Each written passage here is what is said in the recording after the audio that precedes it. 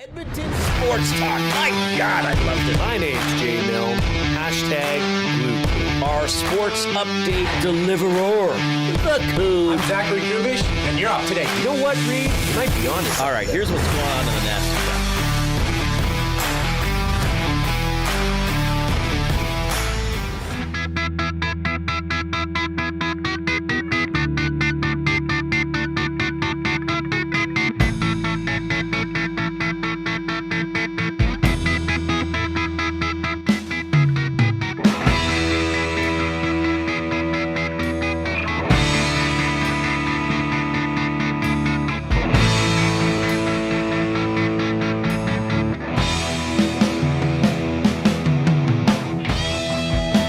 Well, the plot thickens for your Edmonton Oilers. Of course, they will once again play the LA Kings in the first round. We now know for sure that it's going to start in LA. We don't know when. Will the Oilers have one of their best defensemen for game one? Maybe, maybe not. We'll discuss throughout the course of the afternoon. Was any more fuel added to the fire as a result of last night's game, or does this rivalry need any more fuel?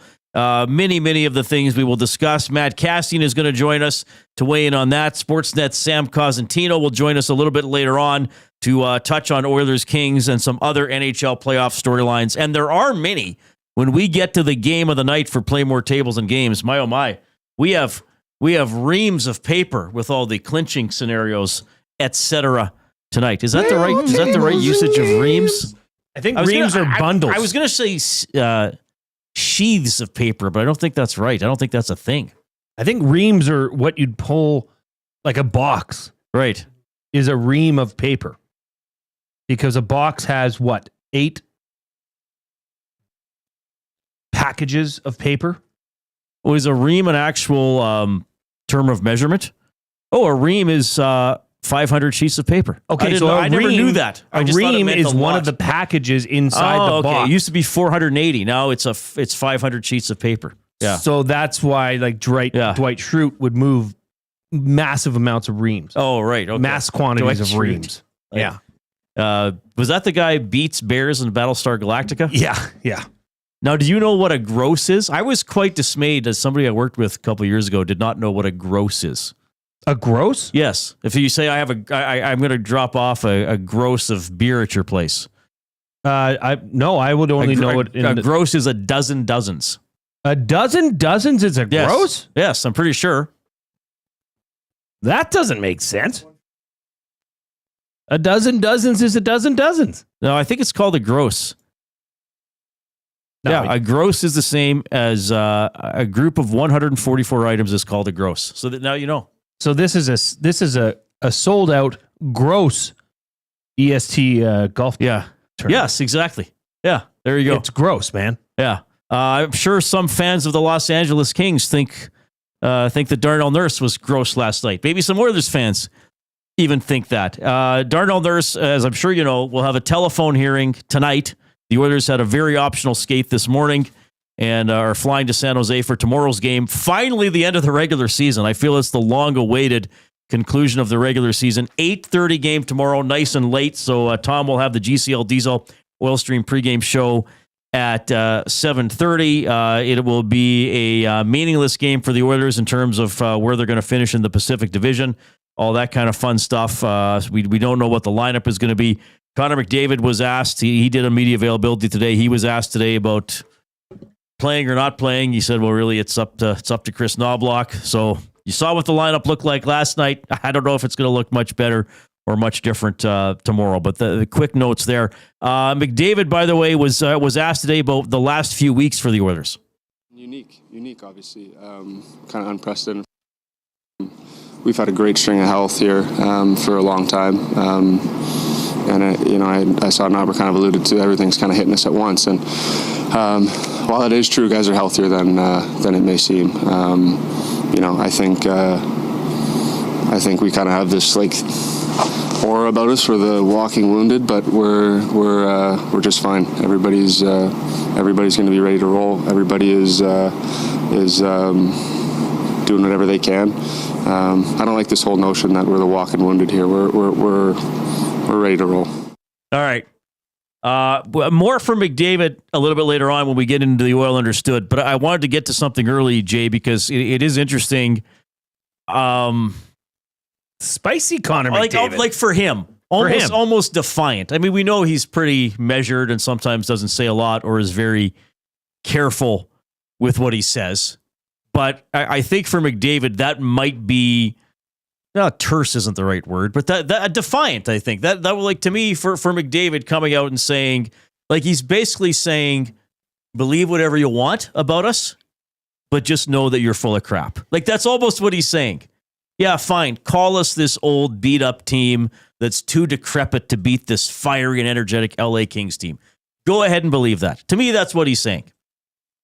To me, he's almost pissed off. Like, you don't know what's going on. Right. Well, to me, he's kind of admitting what we talk about all the time. We're not as injured as perhaps the number of players out of the lineup would indicate, with the exception of Ekholm, I suppose. And, maybe mix in what was said last night during a certain intermission. Right. From a certain LA Kings player about the B squad and just wanting to injure them. And yeah, that might get that sort of a response out of Connor McDavid. Okay, so let's hear this, and thanks to Zachary Kubusch for editing this. Dano during the intermission, and then Corey Perry after the game. I think they just have their B squad and trying to hurt us, so that's pretty much the message tonight. That's what I'm thinking. But yeah. Well, what the? Sorry, excuse my language. What do you want us to do? Did he not look at what's happened over the last couple of weeks? Like, what do you want us to do? We're not out there to hurt anybody. I mean, anyways, move on. All right. I asked, so Rashog asked Perry about it. Then I asked Connor Brown about it later. And Connor Brown just said, I'm not getting into a media war with Philip Danault. And I mean, plus the Oilers would have been probably just hearing about that the first time when we're asking the questions. Look, there's a few different ways to look at this. Danault doing that during the intermission is probably frustrated. Probably thinks the Oilers are taking some liberties or weren't that focused on winning the game. And there may be some truth to that. But as Corey Perry also said, we're not fielding our B squad to hurt anybody. We're fielding our B squad because of health and or protecting little nicks that we don't want to get worse. I thought it was, there were a lot of penalties. Even without the Nurse on Byfield play, I thought there were a little more scrums and a few more scrums and pushing than usual. I did think you had some Oilers, probably Podkolzin, probably Josh Brown, going maybe more out of their way than usual to finish a check.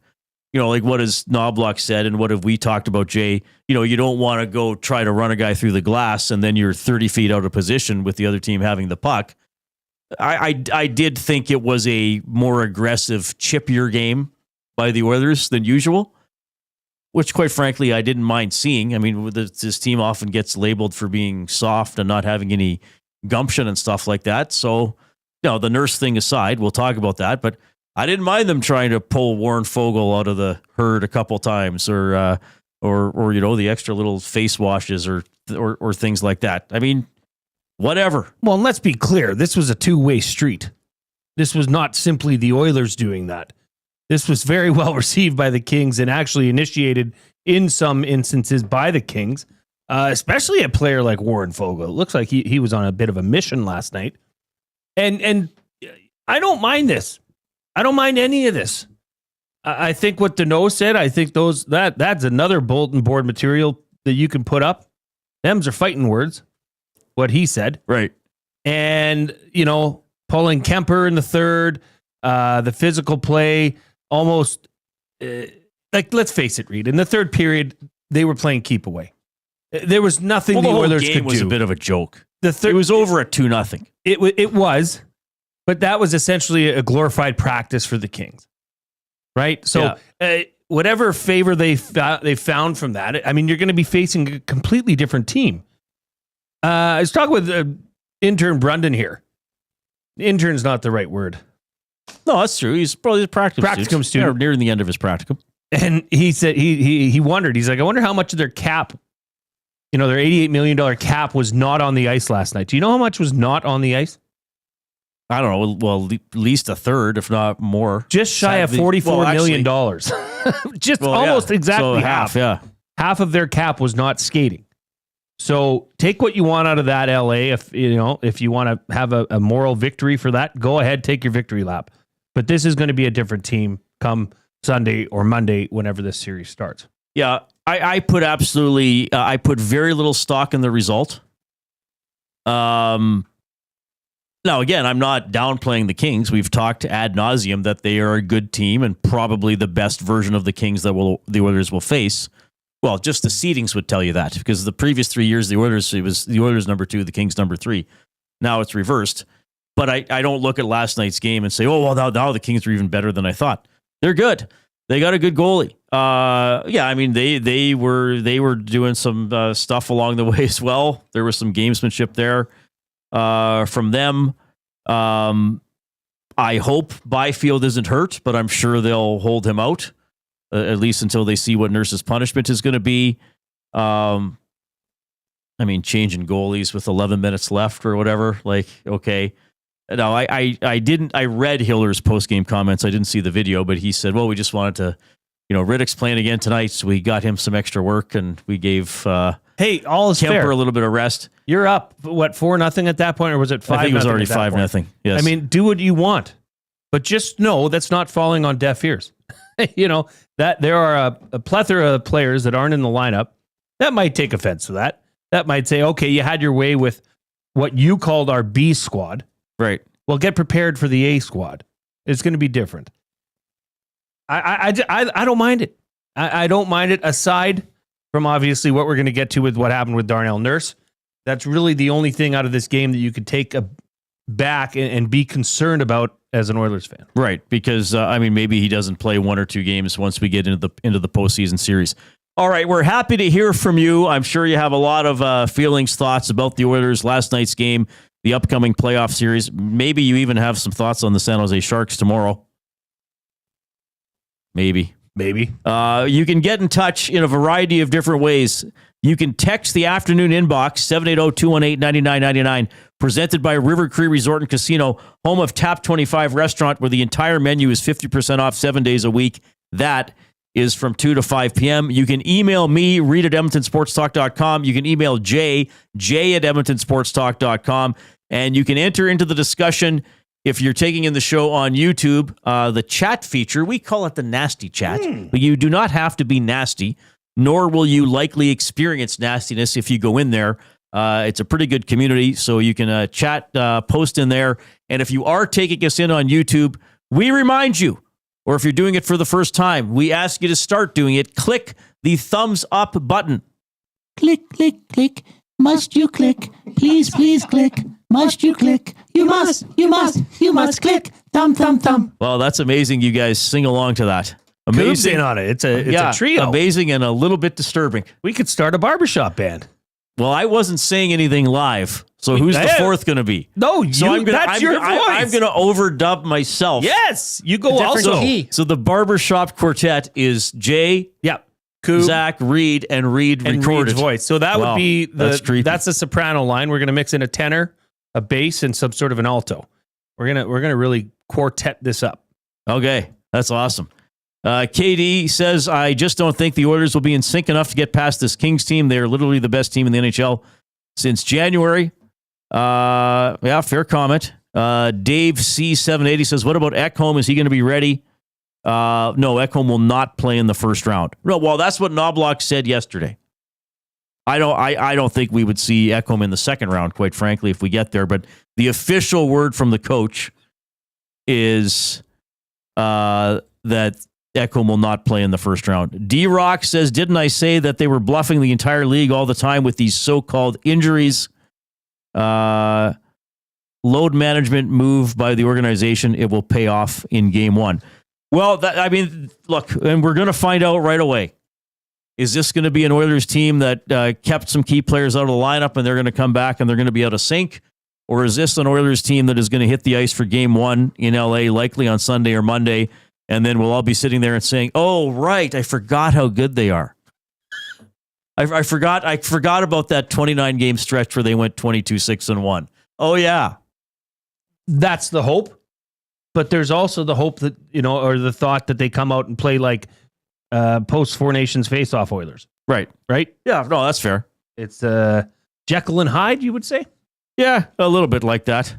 I think that's from a comic book or something. All right. Let's dive in quickly here into our off-topic topic. Mr. Milne will be the presenter of that today.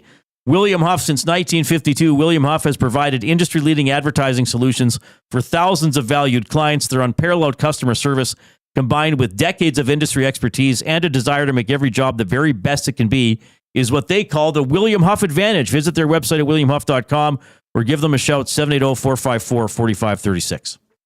Okay, so tonight I am embarking on my inaugural flag football coaching career. Inaugural season.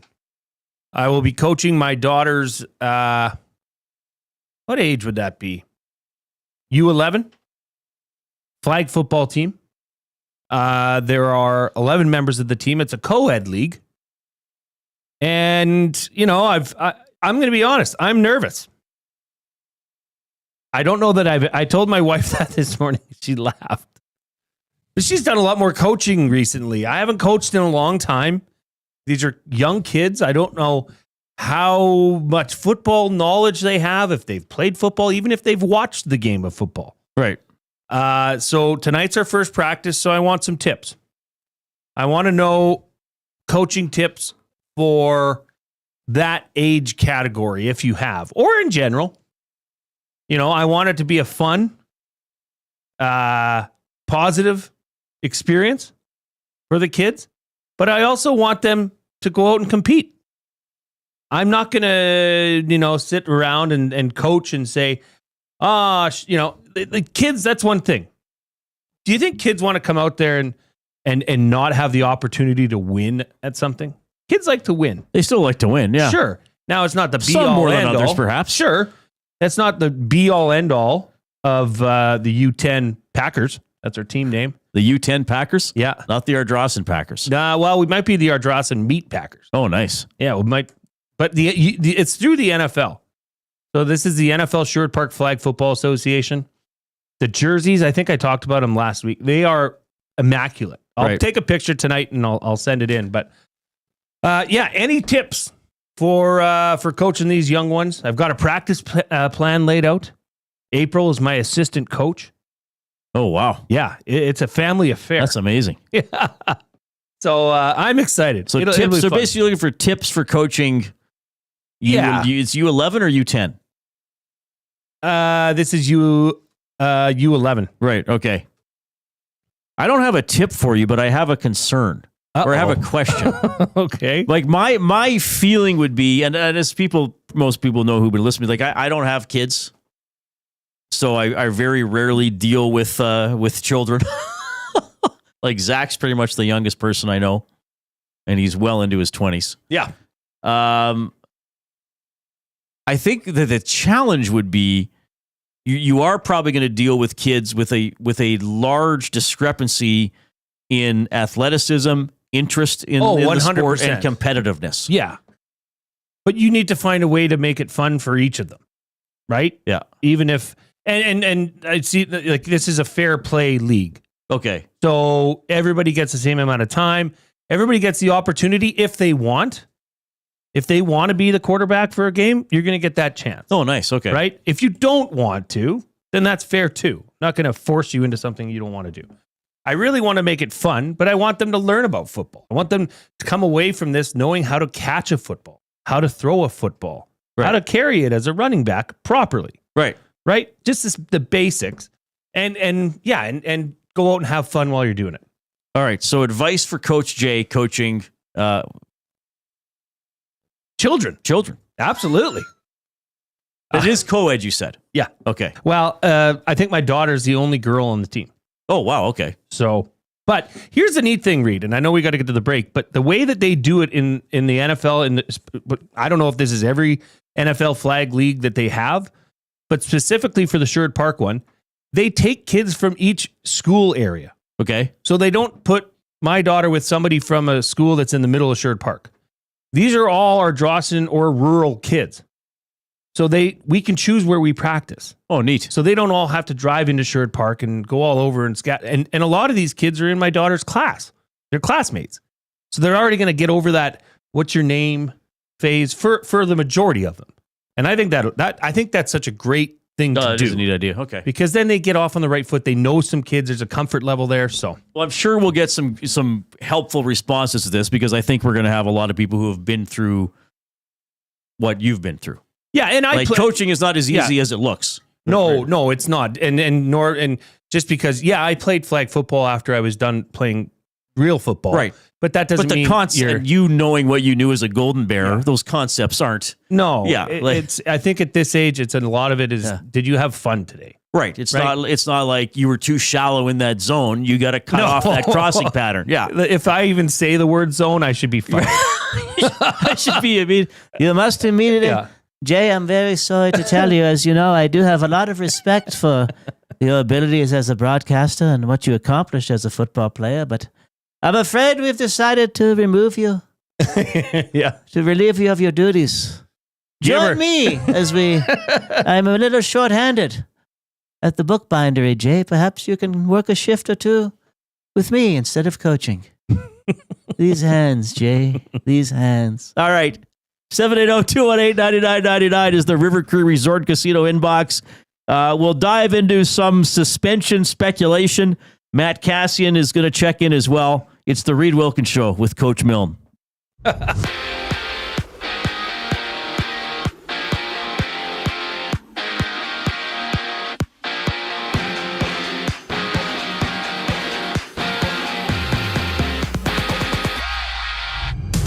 Edmonton has recalled Connor Carrick from the Condors on an emergency basis, with Carrick seeing his last NHL game in 2022-23 as a part of the Bruins. Meanwhile, the NHL Department of Player Safety is meeting with Darnell Nurse later today to discuss the cross-check he gave to LA's Quinton Byfield last night, which resulted in a match penalty and a game misconduct for Nurse. And the battle for playoff spots continues. The Blue Jackets meet the Flyers. Minnesota hosts Anaheim. The Blues and Hockey Club face off, while the Golden Knights and Flames go at it on a 10-game NHL slate. And it's official. Sharks captain Logan Couture has retired as a result of a groin injury that forced him to be available for only 6 games over the past 2 seasons. And after losing 8-4 yesterday, Toronto rematches Atlanta in Game 2 of their 3-game set. Kevin Gausman taking the mound for the Jays. In the NBA, there's 2 play-in games. The Grizzlies and Warriors tip off as the Hawks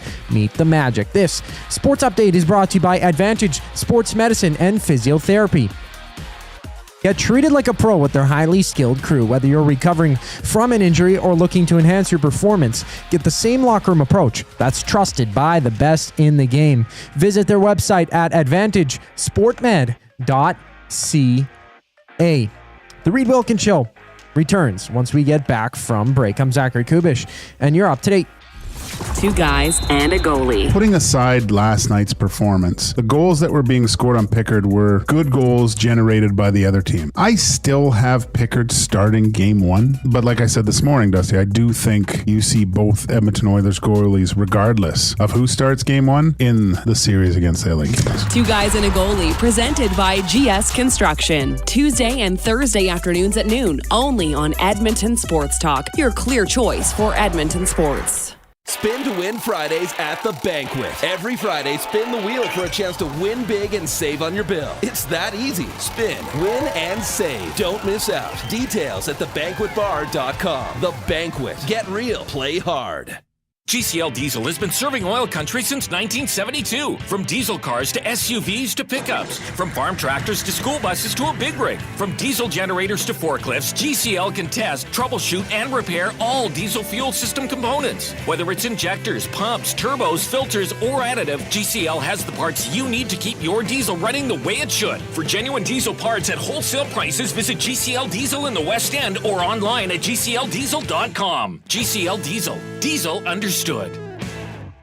Hey Edmonton, ready to take advantage of lower rates and better pricing? South Fort Chevrolet in Fort Saskatchewan has you covered. From rugged trucks to sleek SUVs. And with over 40 years in business, you can trust that you're getting the best deal on your new ride. As the proud title sponsor of the Nielsen Show, EST listeners can drive a little to save a lot with South Fort Chevrolet's transparent pricing and down-to-earth sales team. Visit us today in Fort Saskatchewan or online at southfortchev.com. Downsizing, upsizing, or staging your home to sell? Sentinel Storage is Edmonton's team for affordable storage solutions. Try 4 weeks free. Details at sentinelstorage.ca. Sentinel Storage, proud partner of the Edmonton Oilers. Must you click? Click.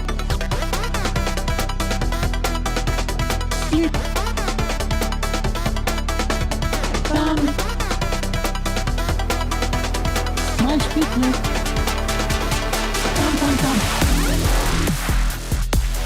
All right, that is the Click remix, the Thumb remix, whatever we're calling it. Prepared by Zachary Kubusch as a reminder to give us the thumbs up on YouTube. If you're joining us for the first time and you're thinking to yourself, wow, there is some bizarre stuff on this station. I wonder if it's like that every day. Oh, get used to it. All right. He's Jason Milne. I'm Reid Wilkins. Zachary Kubusch is there. Edmonton Sports Talk. That's Coach Jason Milne to you. Your clear choice for Edmonton Sports. Scott Thompson in the Nasty Chat says, practice end zone dances. That could be something you could do as a fun way to start or end practice. Okay. Practice your celebration. It's funny you say that because Doesn't Sign Text Guy texts in and it says, coaching advice, routines. So I replied, what do you mean routines? Like end zone dance routines? And he says, well, that goes without saying. As a PE teacher, don't overestimate a simple skill drill. Kids are amused easily. Don't complicate things. Easy dance moves. Oh, nice. I'm all for it. Yeah, why not? I mean, a group end zone celly? That would be pretty fun. That'd be awesome. We are in the Banquet studio. Craving a late night snack? Check out the Banquet's new late night happy hour menu, Sunday to Thursday, 9 p.m. till close. Enjoy favorites like sweet and spicy lettuce wraps or the Banquet burger at happy hour prices. The Banquet.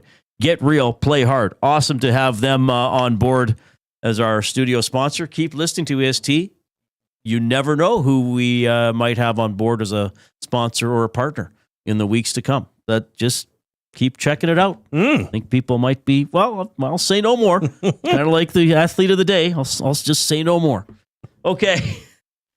Appreciate you tuning in this afternoon. But in all seriousness, we have some fun with the thumb stuff, but it does help build the algorithm for the station. So please jump in there and click the thumbs up on YouTube. If you're listening through iHeartRadio, the TuneIn Radio app, favorite the station or make it a preference or whatever it is. So it pops like I know when I go into iHeartRadio, it starts playing right away. But even if it didn't, it would be one of my options to, there it is. I heard myself as I clicked on the iHeartRadio app and sign up for the podcast for all your favorite shows on Edmonton Sports Talk, wherever you get your podcasts. I think they're available everywhere. There's isn't there like 400 podcast providers or something like that? Tons. They're just falling out of the sky. Literally. It's raining podcasts. It's raining podcasts. All right. Hallelujah. It's raining podcasts. So look, I think that this Darnell Nurse storyline is going to be a significant one because, well, for a lot of reasons. First of all, hockey fans love bitching about suspensions. Oh, yeah. Right? Like, we did a whole show on the Garland, McDavid, Myers, Bouchard cross checks. I think the suspensions were announced during our show. There is certainly, and Jay, I think you've seen me over the months that maybe more with refereeing, that I always try to think, okay, why did the ref call that? As assumed to going right to, I'm going to be mad about it, or the ref is corrupt or stupid or whatever. Though I do think there's been some stupid refereeing with some of the ticky-tack slashes or non-slashes that have been called, including the one last night that eventually led to Perry getting a 10-minute misconduct for lipping off. But this Darnell Nurse thing, first of all, the suspension itself is going to be debated, right? And I think that even the staunchest, most biased Oilers supporter will recognize that this is a dirty play. Is it fair to just outright call this a dirty play? I think it is. It is. Yes. All right. If you're on YouTube, you're seeing This is the best angle here from the goalie net cam. And here's, two things lead me to believe that Darnell's going to get suspended, though I really struggle with what they're going to do for the number of games. First of all, it is a blow to the head. It's a cross check to the head that really can't be denied. Now, we don't know if Byfield is hurt or going to miss a lot of time, or they're just being careful. We don't know. Well, another thought, it's on a defenseless player, he doesn't know that that's coming. He has, not that it's, not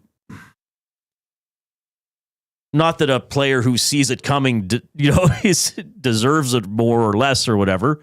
But I think if the NHL department, because I hear the voice in the video, right? As you can see here, Quinton Byfield is battling in the crease and is tackled by Darnell Nurse.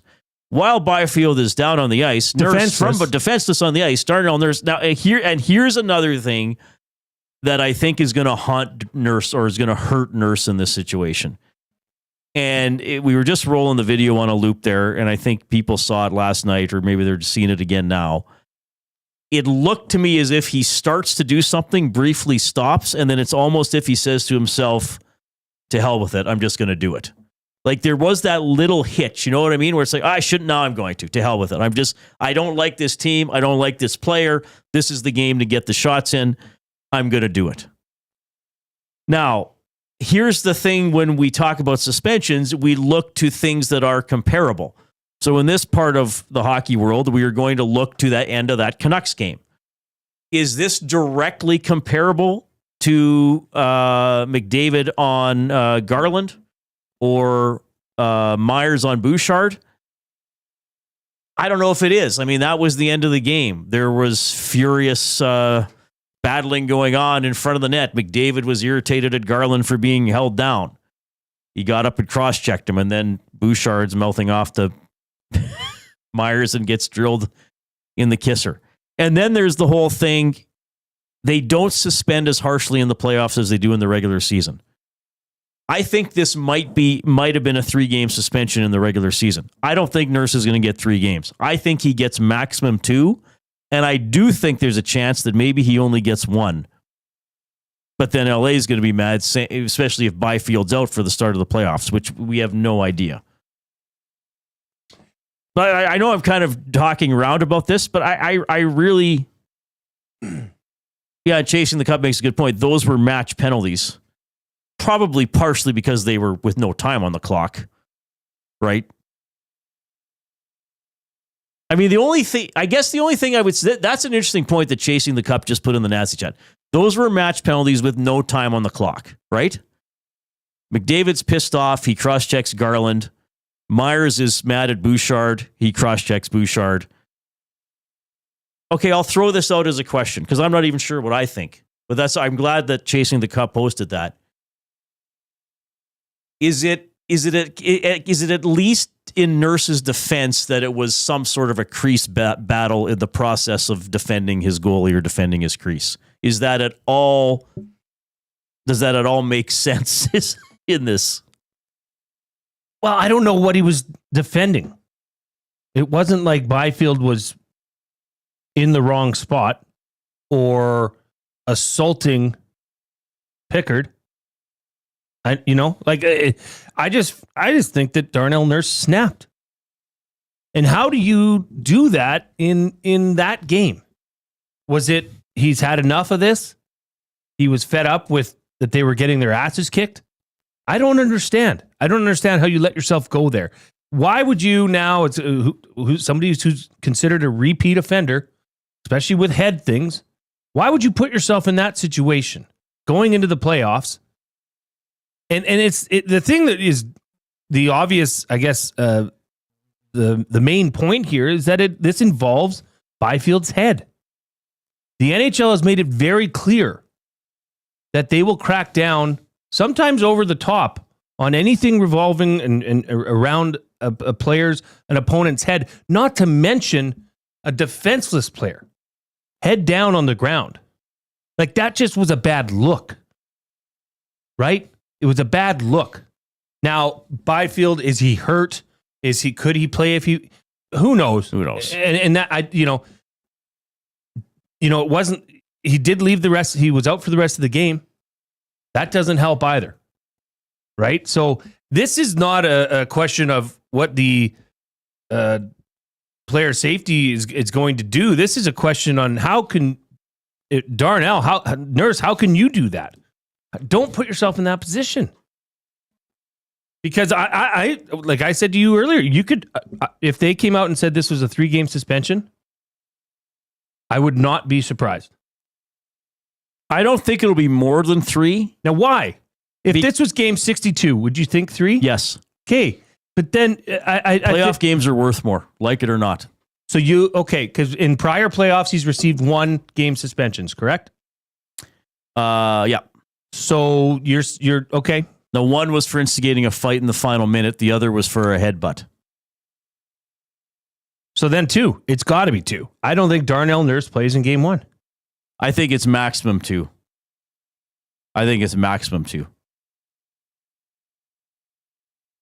Yeah, I just think it was a bad situation to put yourself in. And just a snap decision that was really not necessary. This didn't seem like this was like, with Connor Garland, it was this had built up between him and McDavid. McDavid had enough and took the offense. Right. This was just a play in front of the net. Now, Byfield's had their number this year and, portions of last year. So maybe that plays into it. I don't know. And here's the thing, like, as much as we'd like to say, well, the NHL should just look at the act and go from there. I do think there's going to be some politics in this, because if they suspend him for a game, it's a game in which he could easily have not have played anyway. So I think they'll say, okay, he has to sit out a playoff game because of that. And then really it's only a 1-game suspension because he's only getting suspended for 1 meaningful game. Right?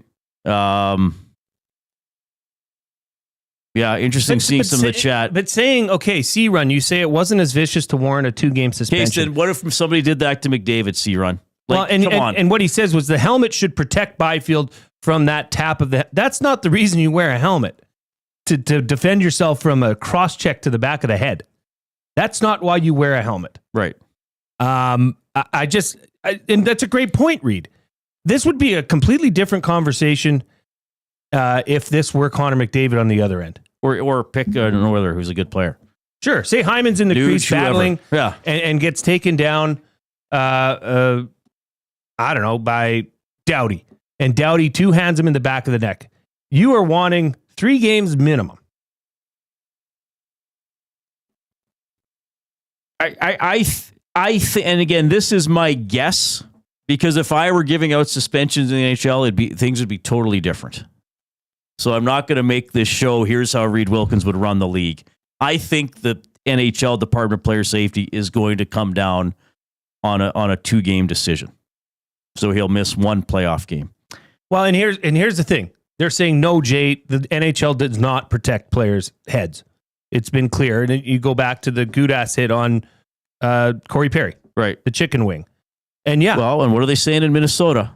Again. Well, with the McDavid play. That's not a playoff team. Or I guess that was a while ago. They weren't. McDavid didn't get anything for that. So I just... Don't put yourself in that situation. Don't put yourself. And here's the thing that it's hard to make a defense for Nurse. It's like, what are you doing in that situation? You can't say, oh well, he was trying to bang in a rebound and I went for his shoulder and it rode up and hit his head. Like, the play was over.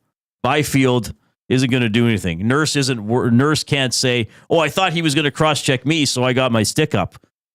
Like, he's on his back and hits him in the back of the head. So I get what people are saying. Well, the cross check could have been harder. I get it, but that doesn't mean that it's a clean play because he could have hit him harder. It doesn't mean he's not going to get disciplined because he could have hit him harder. Oh, well, he could have broken his neck. Well, great. So don't suspend him because he didn't kill him? Like, that doesn't make any sense to me. Well, and that's where the inconsistency from the Department of Player Safety makes it tough to even suggest what's going to happen. That's why I think they're just going to be like, okay, he misses one game. LA, you're happy. Edmonton, sorry. We couldn't only give him a game because your game against San Jose was a misses joke. one playoff game? Yes. Right. Yeah. That's what I think they're going to do. As much as we'd like to say, just look at the act itself and do a number of games. They don't do it that way. They may claim they do, they don't. I don't know. It just feels like a great opportunity to make a point out of this. The phone hearings tonight. It's highly unlikely we're going to get anything during this show. So you'll have to keep an eye on NHL.com and social media. And then, of course, it'll be broken down extensively, I'm sure, on the Nielsen show tomorrow. Limerick here from the Big Uke to read at EdmontonSportsTalk.com. Spring is here. Time to hit the links. Oilers med staff working out the kinks. Nurse suspension? Oh, the tension. Has anyone ever thought about robbing a Brinks? Oh, Big Uke. Well, I'm not going to answer that last question. My goodness. That's saucy. All right. 780-218-9999. You want to read a text or two before we break, or do you got any? Oh, a few. Okay, do I just do them when we get back? We can do them in the next segment for the Oil Understood. Sure. We'll get to some McDavid clips either in the next segment or after 4 o'clock. Here comes the Koob with the Sports Update.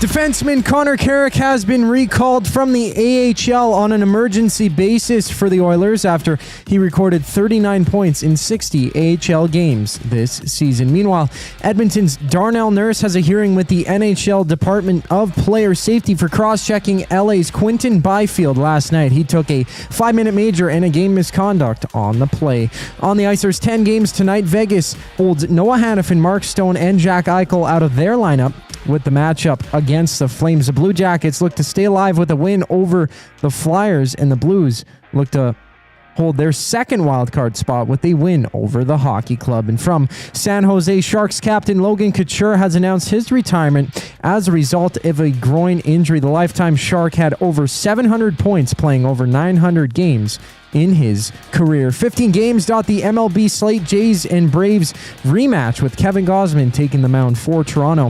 NBA action sees 2 games in the play-in round. Atlanta visiting Orlando, while the Warriors clash with the Grizzlies. This sports update is brought to you by Paramount Flooring. Proudly serving Edmonton and area for over 30 years, their West End showroom is open 7 days a week. You can also shop online at ParamountFlooring.ca. Once we get back from break, the boys have the oil understood for GCL Diesel. I'm Zachary Kubusch, and you're up to date. Get your fix every single game with the GCL Diesel Oil Stream pregame and postgame shows with Tom Gazzola and Hernan Salas. Whether it's breaking down the starting lineup, predicting key matchups, or diving deep into the game's biggest moments, Tom and Hernan are here to give you the best insight and analysis in the city. After the final horn, get the breakdown of every key moment, performance, and player reactions. It's your one-stop shop for all things game day. Catch the GCL Diesel Oil Stream pregame and postgame shows with Tom Gazzola and Hernan Salas, only on Edmonton Sports Talk, your clear choice for Edmonton sports. Gallo LLP is an Alberta-based accounting firm with expert chartered professional accountants in both our Edmonton and Sherwood Park accounting firms. Our experienced and innovative accountants provide financial advice that saves our clients money. Simply put, we help our clients protect their assets and grow their businesses. At Gallo LLP, they go beyond the numbers to ensure the continued success of your business. Reach out to Preet or John to discuss how they can help your business grow. Visit GalloLLP.ca today and see how they can help you take your business to the next level. Do you have pets? Horses? Chickens? Did the place you used to get your feed recently close down? Have no fear. Clover Bar Feeds is here. Whether it's dogs, cats, horses, or chickens, Clover Bar Feeds has you covered. Offering a large variety of food and feed, you can trust the experts at Clover Bar Feeds. They've been family owned and operated for over 60 years. This means you can expect nothing less than top-notch service and selection. Come visit them at 200 Portage Close in Sherwood Park, or visit them online at cloverbarfeeds.com. Looking for quality building materials and friendly advice? Visit us at Windsor Plywood Leduc, family owned and locally run since 1993. From interior materials for doors, flooring, baseboards, and all the finishing touches to all you need for your outdoor projects like cedar lumber for decks and fences, plus all the plywood you'd need. Our full-time on-staff carpenter can help with anything odd-sized or custom, and from domestic hardwoods to exotic selections, we've got you covered. And if we don't have it, we'll track it down for you. Windsor Plywood Leduc. We're the experts you need to know.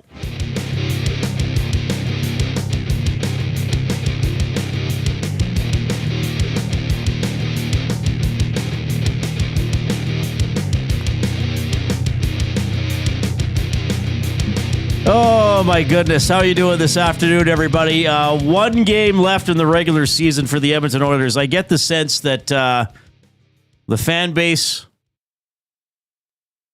the team itself, certainly the people on this program are ready to get the playoffs going and see what the Oilers can do here. Hopefully fairly healthy and hopefully with a much more complete lineup than the one they had last night, losing 5-0 to the Los Angeles Kings. 780-218-9999 is the River Cree Resort and Casino inbox. Any messages you would like to share?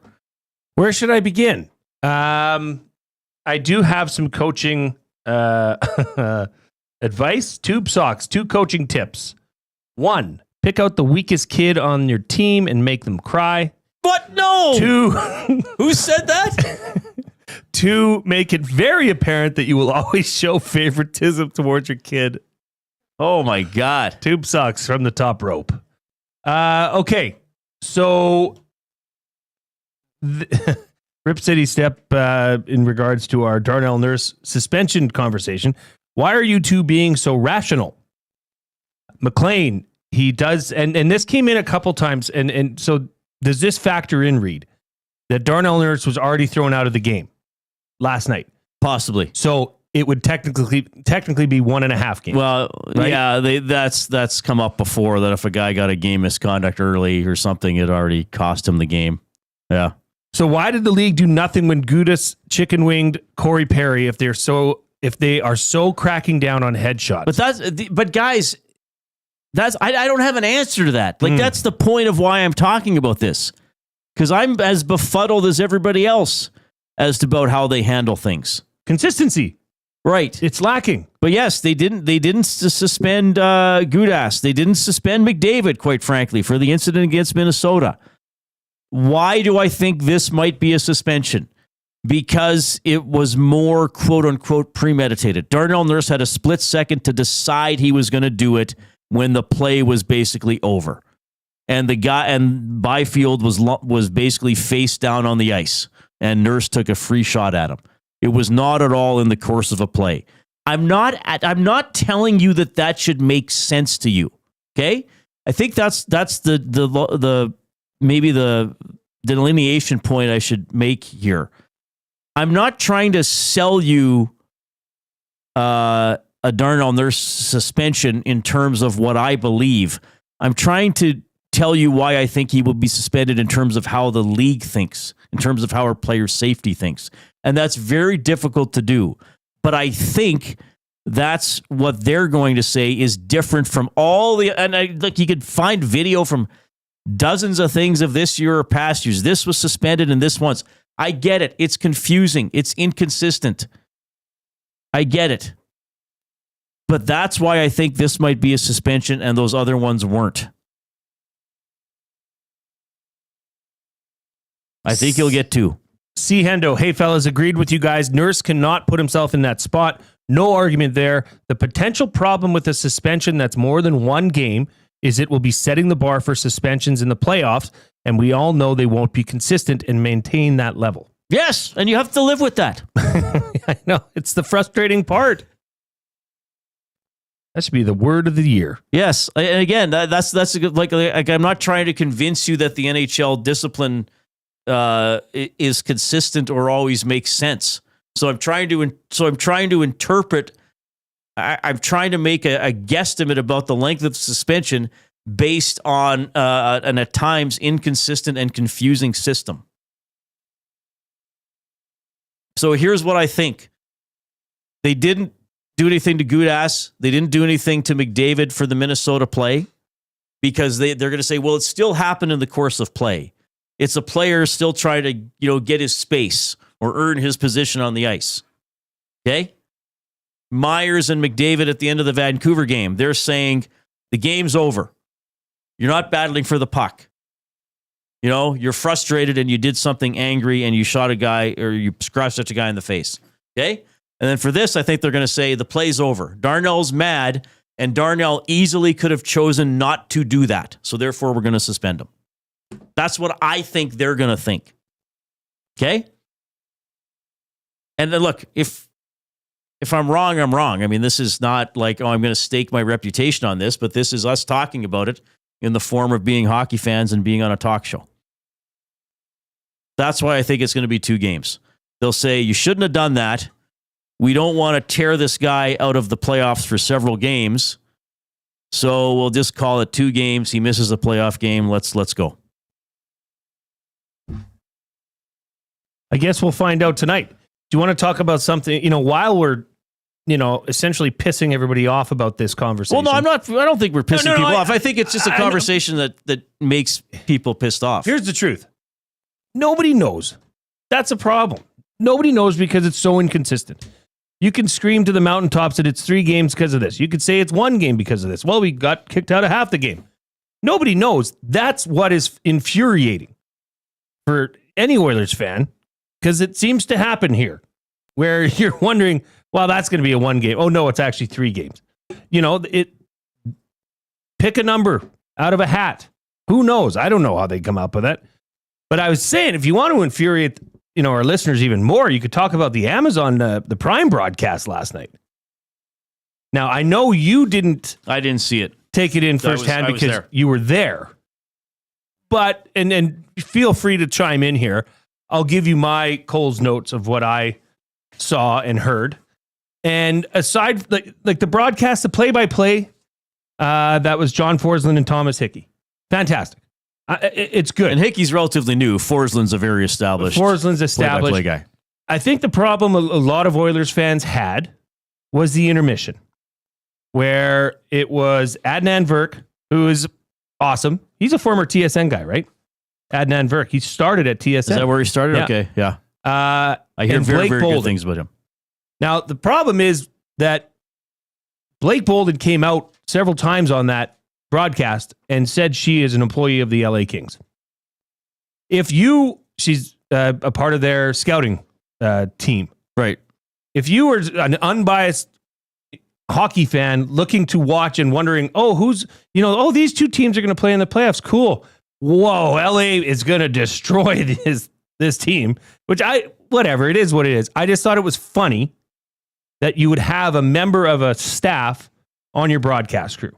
I just thought that was funny. Now, the play-by-play, I thought was fine. I have never had a problem with that. I think the problem is that Edmontonians and Northern Albertans and Oilers fans, Sportsnet West viewers, are so used to listening to Jack and Louie. Yes. And Jack and Louie, although they're not outright homers, they do tend to lean to the Oilers in a 50-50 situation. Right. And the fact that was not there last night made this debacle of a game stand out even more than it probably should have.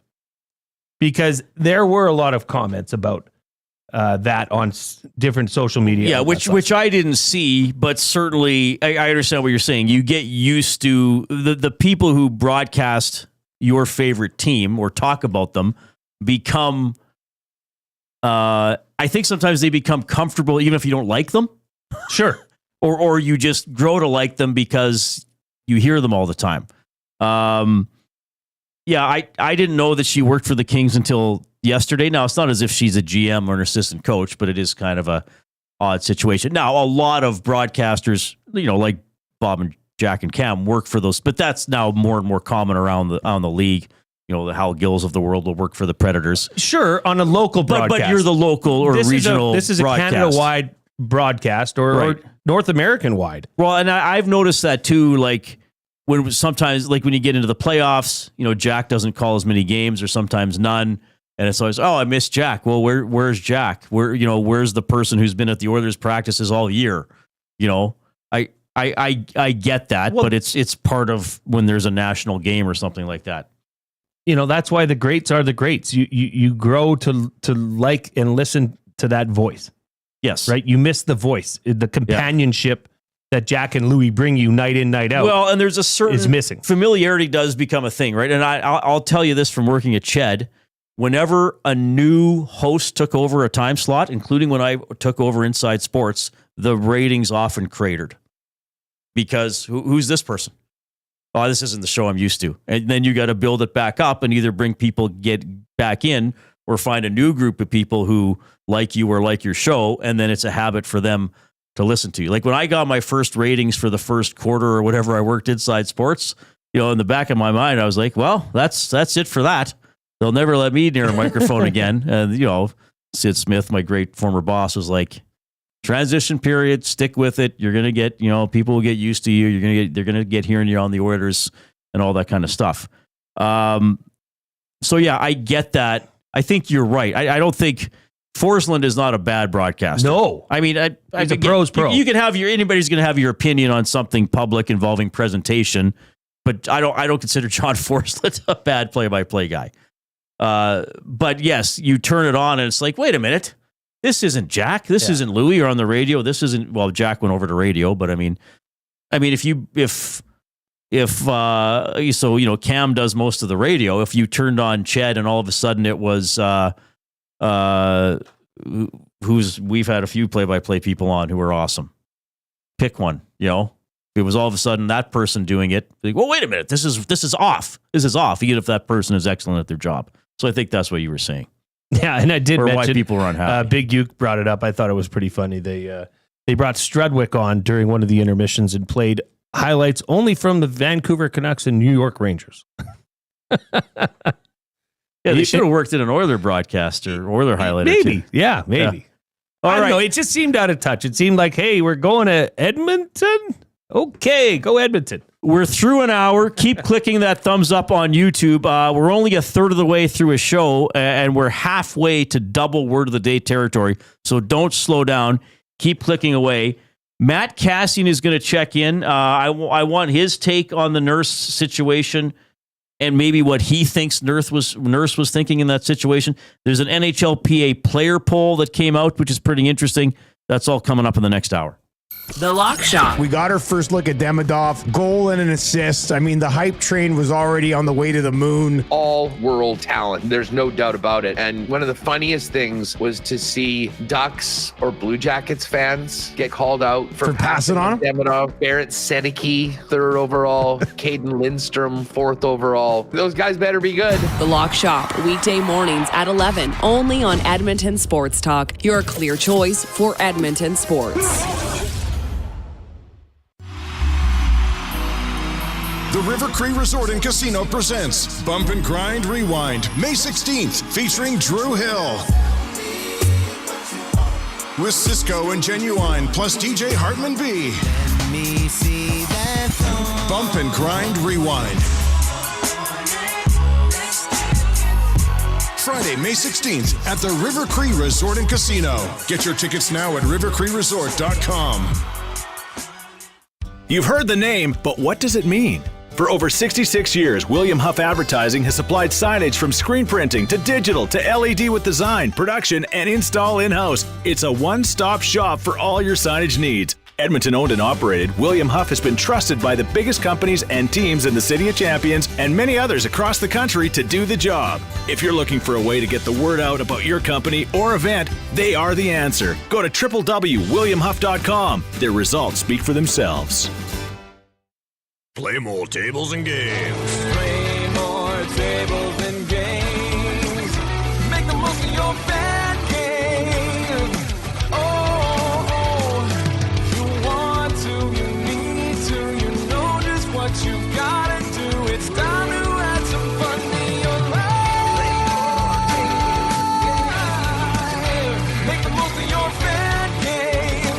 Play more tables and games. PlayMoreGames.ca.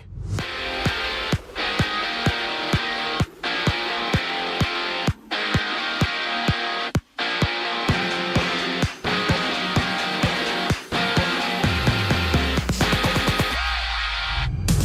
The Oilers have recalled defenseman Connor Carrick from the Condors on an emergency basis, with Carrick having 39 points and 87 penalty minutes in 60 AHL games this season. And Edmonton's Darnell Nurse is set to have a hearing with the Department of Player Safety after he was kicked out of last night's game for cross-checking LA's Quinton Byfield in the back of the head. Flames and Golden Knights meet tonight. Jack Eichel, Mark Stone, and Noah Hannafin will sit for Vegas as Calgary looks to gain some ground on the Blues and the Wild. Both of those teams are in action tonight. St. Louis and Utah face off. Minnesota hosts Anaheim, while the Blue Jackets need a regulation win over the Flyers to keep their playoffs hopes alive. And the Jays and Braves rematch in Game 2 of their 3-game set. Kevin Gausman gets a call on the mound for Toronto, while there's 2 games in the NBA for play-ins. Hawks and Magic have a date while Memphis visits Golden State. I'm Zachary Kubusch. That was your sports update. The second hour of the Reid Wilkins Show starts right now.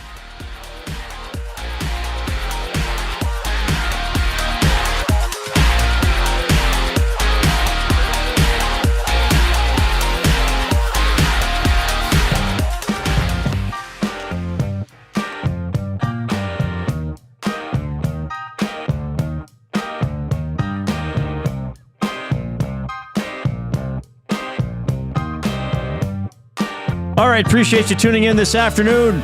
Oilers at Sharks tomorrow. Oilers, they could reach 100 points here with overtime or shootout loss or victory tomorrow. 8:30 game, nice and late for everybody. 7:30 tomorrow night on Edmonton Sports Talk with Tom Gazzola, the GCL Diesel Oil Stream pregame show. And of course, on this program, GCL Diesel presents the Oil Understood. GCL Diesel, providers of the best diesel engine components around, from turbochargers to injectors, fuel pumps to sensors. They are the critical engine component experts, proud to serve Edmonton and Northern Alberta for over 50 years, and now a partner of Edmonton Sports Talk and the Reid Wilkins Show. GCL Diesel. Diesel!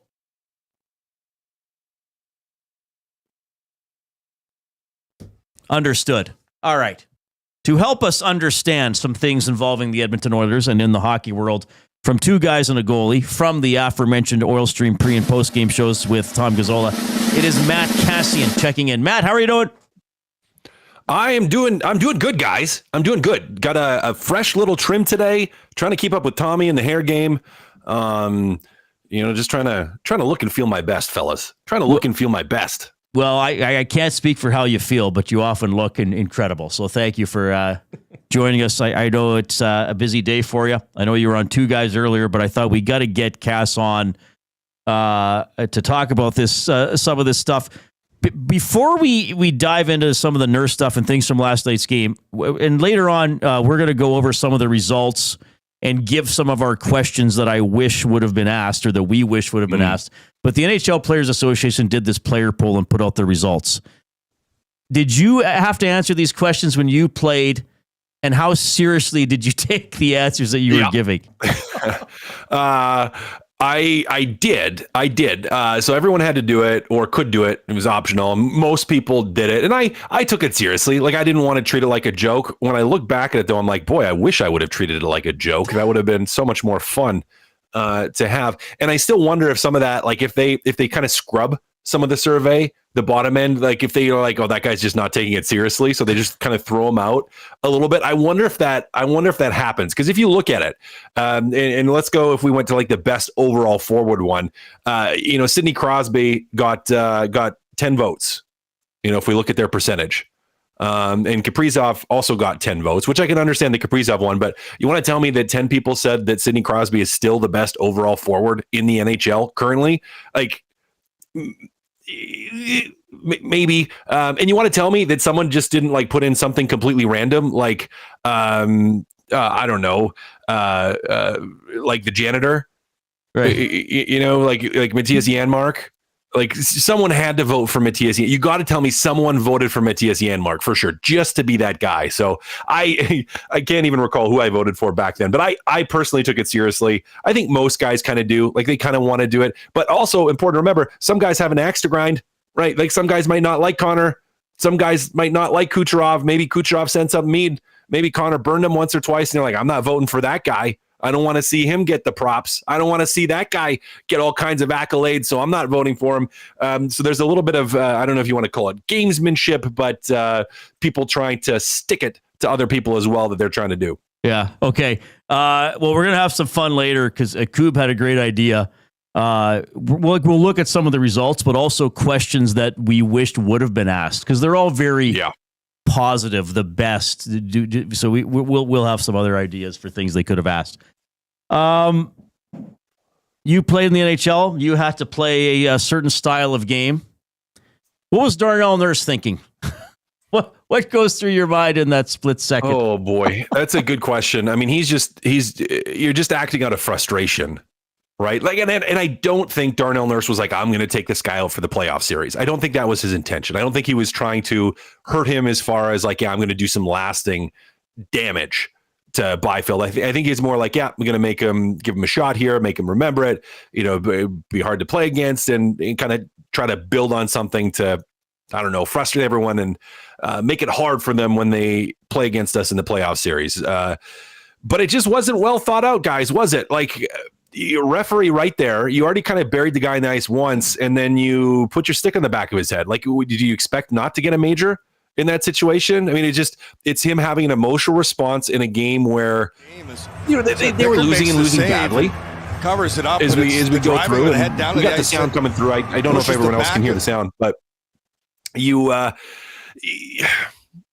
just did something dumb at the end of it, completely unnecessary. And it is really, guys, at the end of the day, I think out of frustration, just with the score and with the amount of injuries that you have, and just not okay, gentlemen, not okay. Do you have any comparables from your career? And like in your role too, sometimes. Like maybe, I don't know, we haven't talked about this. Like, did you ever think, hey, I'm going to do this and I might get suspended, but I need to do it, as opposed to like, oh crap, I lost my cool and now I'm going to get suspended? Yeah. Yes. Sometimes you do that where you're like, yeah, well, I might get suspended, but all right. I mean, my prime example, I've used it before, not on this show, would have been trying to choke out Colby Armstrong in a guillotine. And maybe I've even brought that up with you guys before in the playoffs against the Montreal Canadiens, where he had walked in, or he had rather called our coach a fat bug-eyed walrus in the press. Or I guess, sorry, it was Press that had called our coach a fat bug-eyed walrus, Paul McLean.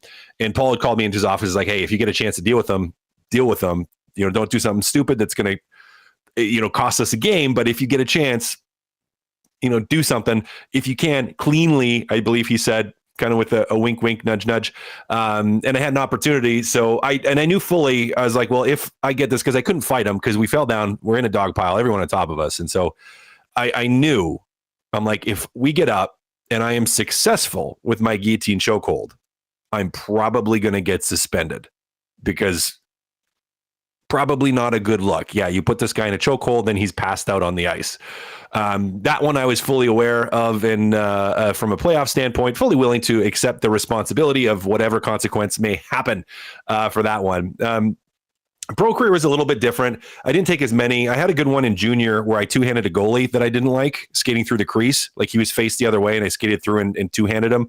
That one got me 2 games. It was against my former team, actually. Dustin Slade was a goalie for the Vancouver Giants. Could not stand him. And that one, I think it wasn't even in a rage or fury. It was just I didn't like him. And I'm like, I'm just going to do this.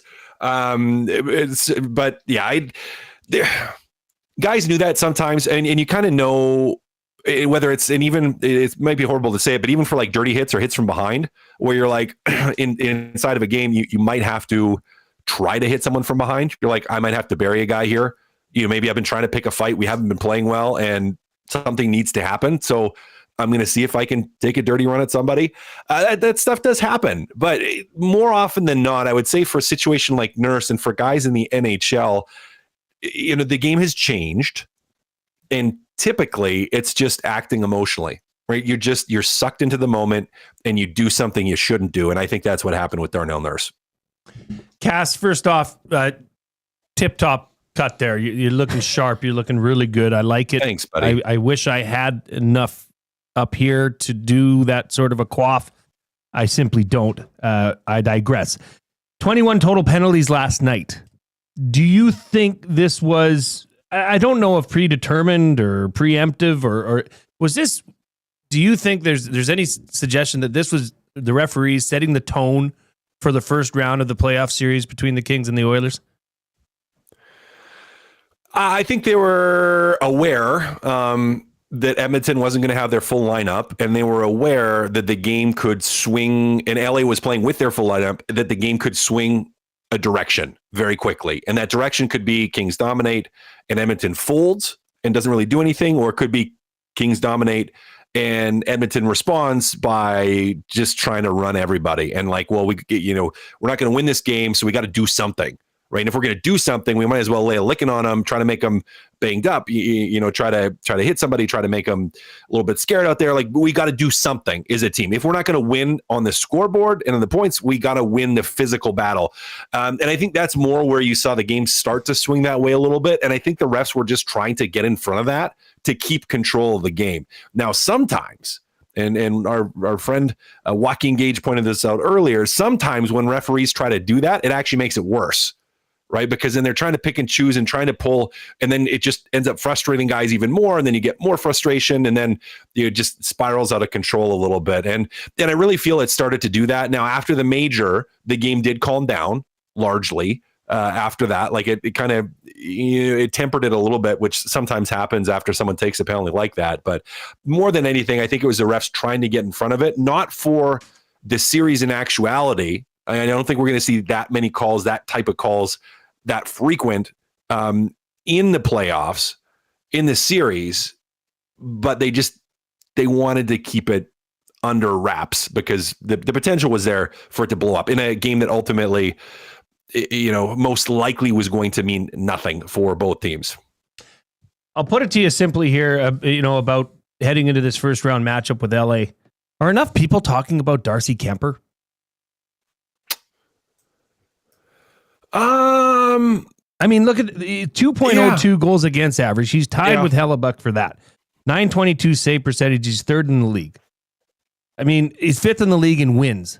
This is a bona fide winning goalie. This is a good goalie. This could be a problem for the Oilers, but I don't know that it's being talked about a lot.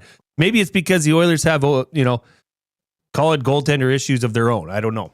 Yeah, and I guess maybe my hesitation was the answer, and that no, maybe people aren't in that. And don't forget that he's a guy that won a Stanley Cup not too long ago with a good team in front of him. Not that I think Darcy Kemper is one of the top goalies in the league, but you put a good team in front of him, he seems to be a guy that can get rolling a little bit and play well.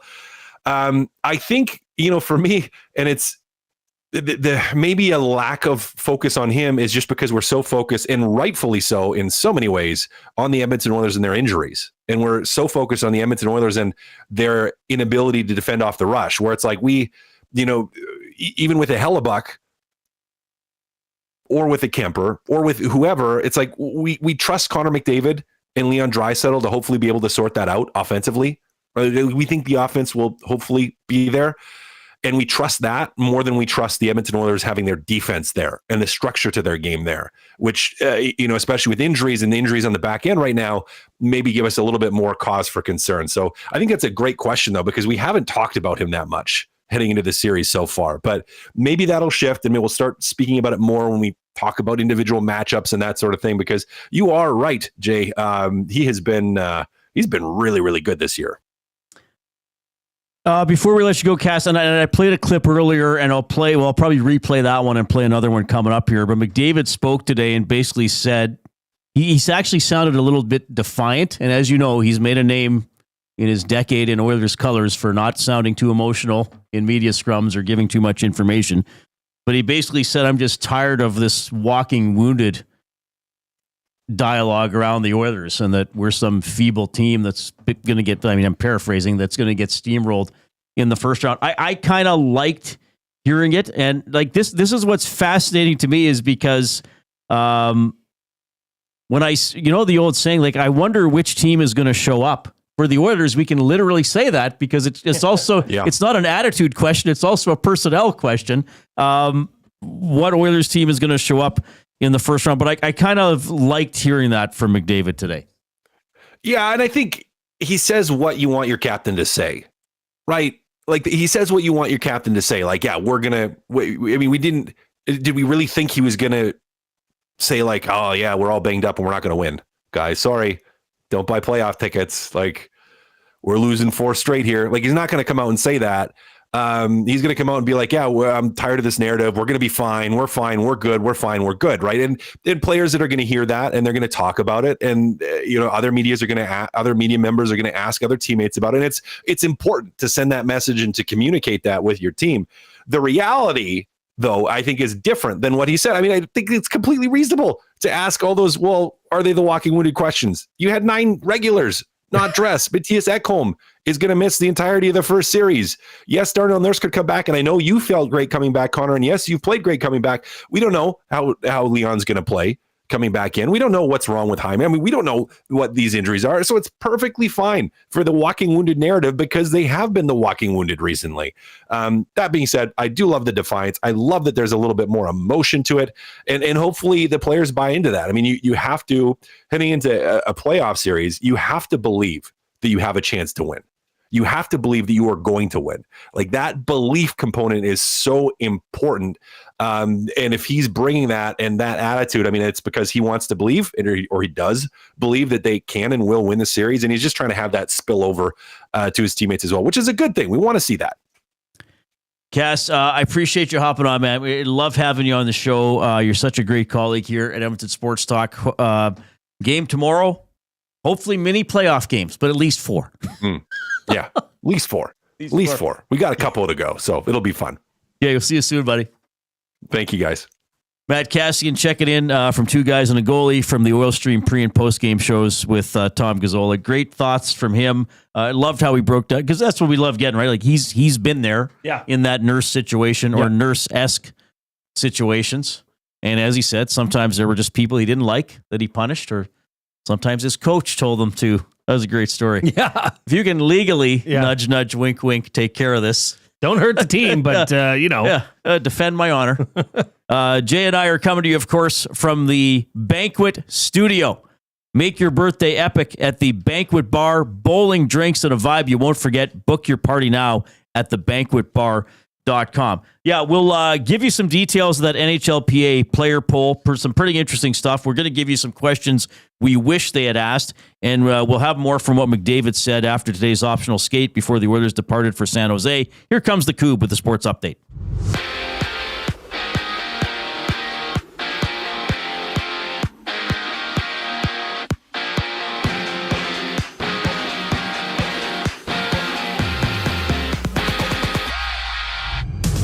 Edmonton has made an emergency call-up bringing up Connor Carrick from the Condors after he recorded 39 points in 60 AHL games this season. And after receiving a major in a match penalty last night for cross-checking Quinton Byfield of the Kings in the back of the head, Darnell Nurse has a hearing later today with the Department of Player Safety. There's 10 games on tap. The Wild take on the Ducks. The Devils and Bruins face off while Calgary hosts Vegas with no Jack Eichel, Mark Stone, or Noah Hannafin in the Golden Knights lineup. In the MLB 15 matchup shakedown with Game 2 between the Braves and Jays, Toronto dropping an 8-4 contest yesterday. Kevin Gausman gets the start on the mound for Toronto. 2 games on the court for NBA play in action. Grizzlies battle the Warriors and the Hawks meet the Magic. I'm Zachary Kubusch for your sports update. The boys bring us back with buying or selling for Damon Bunting. Need a new home? Find Edmonton is here to help. Every month we furnish over 100 homes to those transitioning out of homelessness, and we need your gently used furniture and home goods. Drop off at 5120 122nd Street or call for free local pickup. Just visit findedmonton.com to learn how your donations can help create a home for someone in need. Plus shop our thrift store, in-store or online, with proceeds benefit those moving out of homelessness through housing supports. Visit us at findedmonton.com. Find Edmonton, supporting our community one home at a time. Craving a late night snack? Hit the Banquet for our new late night happy hour. Sunday to Thursday, 9 p.m. till close. Try favorites like sweet and spicy lettuce wraps or our Banquet burger and fries. All at happy hour prices. The Banquet. Get real. Play hard. The River Cree Resort and Casino presents Bump and Grind Rewind, May 16th, featuring Drew Hill. With Cisco and Genuine, plus DJ Hartman B. Bump and Grind Rewind. Friday, May 16th at the River Cree Resort and Casino. Get your tickets now at rivercreeresort.com. And there they go to Sentinel Storage. The snowblower and winter gear goes in. They shoot, we store. Need extra space? Store your winter gear with Sentinel Storage and win extra space at home. Try 4 weeks free at sentinelstorage.ca. Proud partner of the Edmonton Oilers. We're back.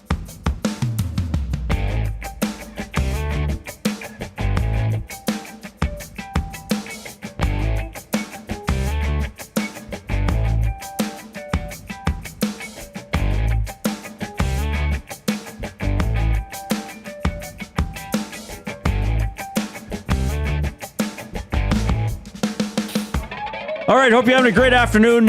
Phone hearing for Darnell Nurse tonight. Oilers had a very optional skate, flew to San Jose today.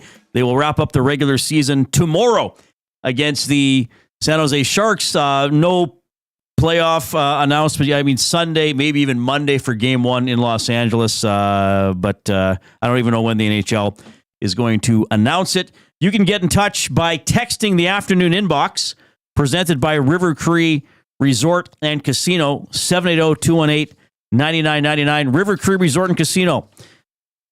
Home of the Kitchen Restaurant. All you can eat surf and turf for just $59.99 every Friday from 4 to 10 p.m. You can email jay@edmontonsportstalk.com, read at edmontonsportstalk.com.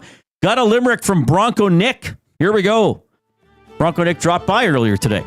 The Oilers iced a B team while the Infirmary had the A team. Kings did score. Byfield is sore. Connor is bursting at the seam. Pretty good stuff. If you're taking us in on YouTube, thank you for doing that. Really, however you're consuming the show. But if you're on YouTube, you can give us an extra little boost by clicking the thumbs up button. We are 4 away from 100. That's so if we can get to 100 in the next couple of minutes, that's pretty good for before the halfway point of the show. Connor McDavid bursting at the seam, according to Bronco Nick. Well, that might be one way to put it. So a couple really interesting clips here. I think these were the best sound bites he gave today. First of all, this one, McDavid was asked about the last few weeks, what they've been like for the Oilers. Unique, obviously. Kind of unprecedented for our group. We've had a great string of health here for a long time. And I saw Norbert kind of alluded to everything's kind of hitting us at once. And while that is true, guys are healthier than it may seem. I think we kind of have this like aura about us for the walking wounded, but we're just fine. Everybody's going to be ready to roll. Everybody is doing whatever they can. I don't like this whole notion that we're the walking wounded here. We're ready to roll. All right, he's ready to roll. He doesn't like the aura of the walking wounded. Now, Ekholm is obviously not ready to roll. That's a pretty big guy that they're not going to have. They're probably going to have Leon. They're probably going to have Wallman. They're probably going to have Frederick. Well, they may not have Nurse for Game 1. Probably going to have Hyman for the first game in Los Angeles. And then he was asked to expand on that. Why don't you like that walking wounded label? I just don't like the theory that people are counting us out. We're a great team here. Bumps and bruises along the way, obviously, but we're a dangerous team when we're rolling and we're healthy, and we are healthy. I think you'll see that over the next little while, and looking forward to showing that. So I'm just going to play that one again. I just don't like the theory that people are counting us out. We're a great team here. Bumps and bruises along the way, obviously, but we're a dangerous team when we're rolling and we're healthy, and we are healthy. I think you'll see that over the next little while, and looking forward to showing that. Okay, so we are healthy. Yeah. I think you'll see that over the next little while here. Sounds like the gang's back. Band's getting back together. So he's either saying that to be like, okay, well, we're not healthy, but I need to inspire some belief, Or he's actually said, or I think with McDavid, we can take that at face value. I don't think he's the kind to speak we are different. healthy, and you're going to see that over the next little while here. So sort of an admission that there's been, as we've talked about, some very cautious approach to some of these injuries, though we know Ekholm out. You know, I've heard that, maybe Draisaitl isn't doing that great. But McDavid's basically saying, okay, we got some bumps and bruises, but we are ready to go. Like, to me, that's a don't write us off type of speech. Like, don't take us lightly at your peril. Hey, if Connor McDavid is taking something personally at this point of the season, that's really a good sign for Oilers fans. When he's ticked off that the walking wounded and everybody's counting us out, we are healthy. We will show you. What else do you want your captain to say? Yeah. You don't want him to have a reason to go full Connor, because you know what that looks like. That's a one-man wrecking crew. Not to mention getting back Draisaitl, Hyman. Who knows when, I don't know, like Frederick, Kane. We don't know about those two players, but getting back Hyman and Draisaitl. But the flip side to what McDavid is saying is like great, and maybe he's confirming what we all sort of suspected, is that a lot of these guys could have played, would be playing if it was already playoffs. Fine, but the bottom line is Ekholm's not coming back in round one, and the way Knobloch talked and some of the reporting we've had, with Rashog leading the way, is that we might not see Ekholm for a while. Maybe even if the Oilers made the Stanley Cup final, which I know seems like an eternity away right now. So I guess I'm of two minds on that one. It's great that he's saying that, and maybe he confirms that the team is going to be ready to go. But the other side of that is, like, Connor, you can't deny that missing 24 minutes of Ekholm a night, like, you can't talk your way out of that. There aren't other players who just automatically pick up the slack, even if Wallman plays great and Nurse and Kulak and all those guys play great. Ekholm's a massive loss. Yeah, but maybe he's suggesting that in that locker room, they feel that they can overcome that loss. Right? Sounded very confident. And I told you as soon as you cut that clip when we were in the bullpen. Yes. That was a different sounding Connor McDavid. I've heard you cut clips from Connor McDavid, and I got to say, Reid, they're usually quite boring, may not be the right word. Right. But he doesn't, spill the beans all that often. He says, yeah, we're good. Mm-hmm. Yeah. Yeah. This was a different Connor than I've heard all year. And it almost sounded like a Connor with an edge, a Connor with something to prove. And like I said, I think that's a positive sign. Obviously, Ekholm's out. He can't change that. Nobody can. But can they overcome that loss as a unit? I listen to that. It would make the other guys on the team want to run through a brick wall. Yeah, well, I'll use the word defiant again. And I hate to say this, but I mean, so much is now going to be determined in the next couple of weeks. Sure. LA comes out and wins in 5. It's going to be like, yeah, they built a better team. They were sick of losing to the Oilers. They built a team that could beat the Oilers. They took one of the Oilers in Fogle. They got a better goalie. They went out and beat Edmonton. If the Oilers come out and play great, then it's going to be, as I've alluded to, oh, right, that's the team that's played more playoff series in the last 3 years than anybody else. That's the team that was down 3-2 to Vancouver and won the series, and down 2-1 to Dallas and didn't lose another game, and was down 3-0 to Florida and forced Game 7. Oh, yeah, that's that team. I mean, maybe that's what... I mean, to me, McDavid is saying we've been here before. Okay, yeah. We needed to be healthy. We made sure we got healthy. That's great. Everybody's handing LA the series already because they're going to whip the old and tired and beat up Oilers. That's fine. Go ahead and believe that. But there's a narrative either way. That's the beauty of it, right? That's why we watch. Oh, that's what makes it fun. By the way, McDavid also had this to say about the Los Angeles Kings. Yeah, they play, I would say, more of a passive game in terms of the neutral zone. But that being said, they're a really good team. They have been for a long time. It's a great test for us, a great challenge. I'm excited about starting there. Yeah, it's a great challenge and one that we're looking forward to. Well, and we had Gazdic on yesterday, and I thought he made an interesting point as well, that there has been that narrative going into the last couple of series. Well, the Kings play this, 1-3-1, and I know it's transitioned from McClellan to Hiller as the head coach, but there's been this, the Kings they can limit the chances and they're going to clog up the neutral zone. And Gazdic's point was, the Oilers have figured it out in the past. Yeah. Largely with the same core of players. I know you can argue they're not as good as last year, not as deep or whatever, but they're going to have McDavid and Draisaitl. Like Gazdic's argument was they figured it out in the past, so why do you think they can't figure it out again? I agree. Like McDavid's saying, our best has beat their best 3 years in a row. Why do you think we can't do it again? We know how they play. We know what they want to do. We know how they're going to try to stop us.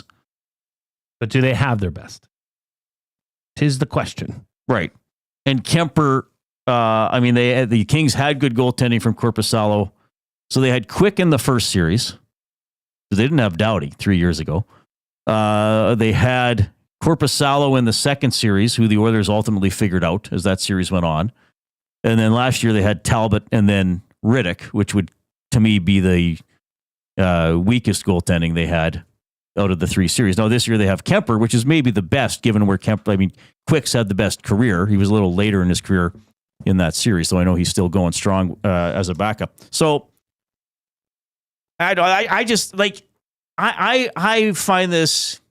I think the fact that they're playing the same team for the fourth year in a row adds drama to this series. Oh, of course. Like I know because we talked about early in the season, right? Well, are you tired of it? The same, but I think this adds even more drama to it. And even, the Fogle Arvidsson thing and all these other angles. Like I think it's great. Well, and the fact that the Oilers have taken the past three series. Right.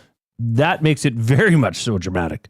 Because every year there's how many times have you and I heard, I don't know if they could do it 4 in a row. There's that. That's immediate drama. Sure, there's bad blood between these two teams because they've seen each other too many times in the last 3-4 seasons. Arvidsson was mucking it up a bit last night. And like I said earlier, Fogle was playing with intent. And the Oilers were happy to oblige. Yeah, that version of the Oilers. Like, there were definitely a couple of scrums where it was where Oilers we're just going to grab Fogle. Yeah. Yeah. I'm really looking forward to this series. Yeah, well, like I said earlier, half their payroll was missing last night. Half of their cap was not on the ice. Keep that in mind. Yeah. Buying or selling, as always, presented by Damon Bunting, a consistent top-producing realtor in the greater Edmonton area for over 17 years. He and his team would love to help you find that right home or make the move from your current home. Community-driven, he understands what it takes to make a difference in our city. Check him out, DamonBunting.com, Instagram handle, Damon Bunting Real Estate. Speaking of Connor McDavid, he shows up a few times on the NHL Players Association poll that they put out today. 663 players were asked 12 hockey-related questions. So McDavid was won the best overall forward by a large margin, 73.9%. McKinnon was next, 9.6%. McDavid, fifth most complete player, just under 7%. Crosby took that one, just under 34%.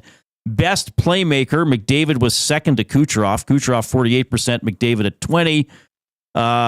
Smartest overall player, McDavid third behind Crosby and Kucherov.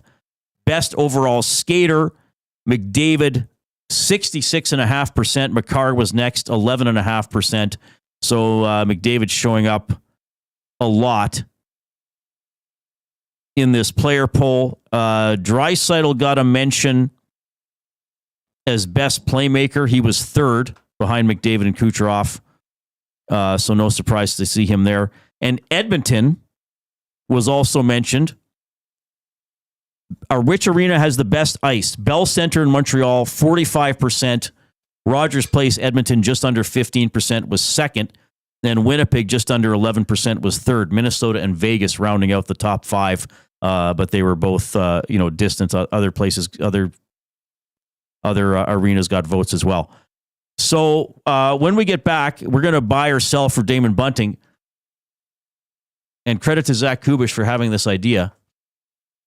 questions we wish that would have been asked, because all of these are basically who's the best. And they did some fun stuff, best fashion sense, Pasternak and Matthews tied, and they show players and, their suits or clothes they would wear to the game or wear out. This one was kind of fun. Who would be a good broadcaster once they retire? Kevin Hayes of the Penguins got 4.85%. Ryan Strome, a former Oiler, came in next. Yeah, I got something to say about that. Oh, perfect. Yeah. It's the well, we'll get to it after we're buying or selling for Damon Bunting. That was an interesting category for a couple reasons. Okay, interesting. I'm not sure what you're going to say. This will be fun. Sam Cosentino is coming up as well for some thoughts on the Oilers and other playoff storylines for some Canadian teams. We are past 100 thumbs up on YouTube. If you're in that chat, keep clicking away. We want to get to at least 100, and so don't delay. Get in there and click. Get us into double word of the day territory. Here comes the Koob.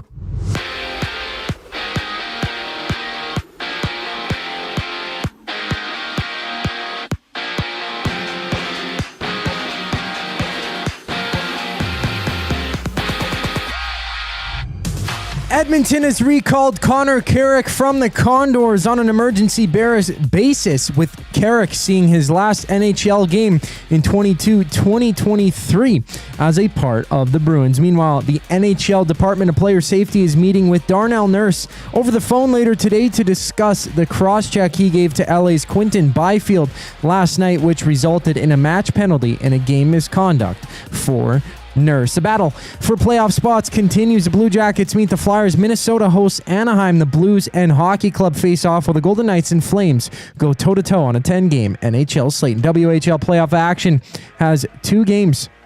It's game 3 between the Hitmen and Hurricanes. Lethbridge up 2-0 in the series, while the Winterhawks are down 2-0 following back-to-back overtime losses against the Silvertips entering Game 3. And the Jays and Braves rematch on a 15-game MLB slate, while in the NBA, there's 2 playing games tonight. Grizzlies and Warriors tip off, and the Hawks meet the Magic. This sports update is brought to you by Clover Bar Feeds. Clover Bar Feeds has all the animal feed you'll need. Get top-notch service and selection from their family-owned business. Visit Clover Bar Feeds at 200 Portage Close in Sherwood Park, or call them at 780-467-5014. Buying or selling for Damon Bunting.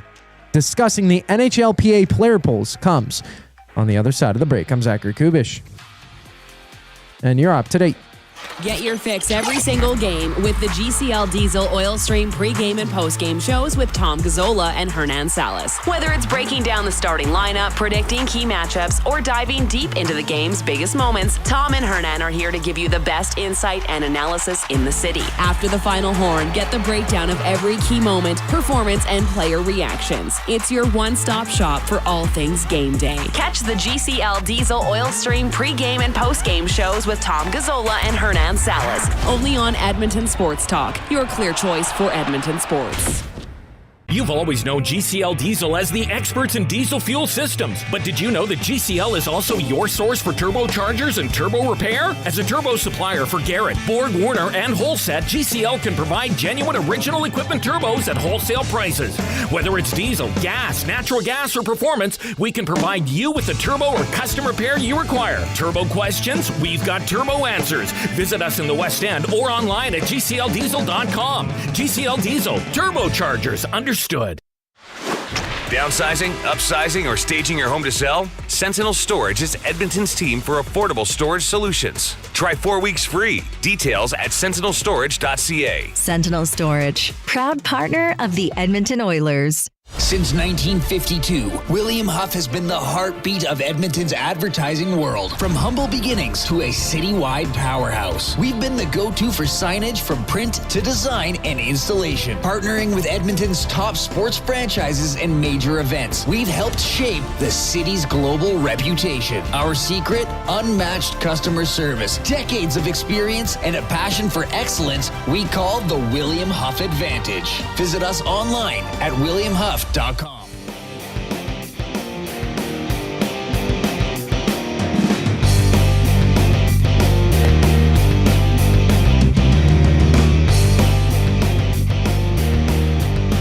Good to have you tuning in this afternoon.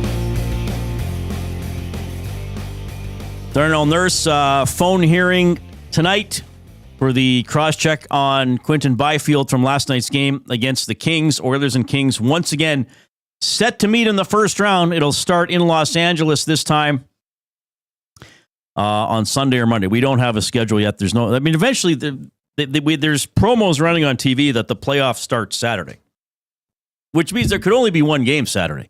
Doesn't mean there's a full slate of games. What were we saying? Colorado, Dallas could easily start.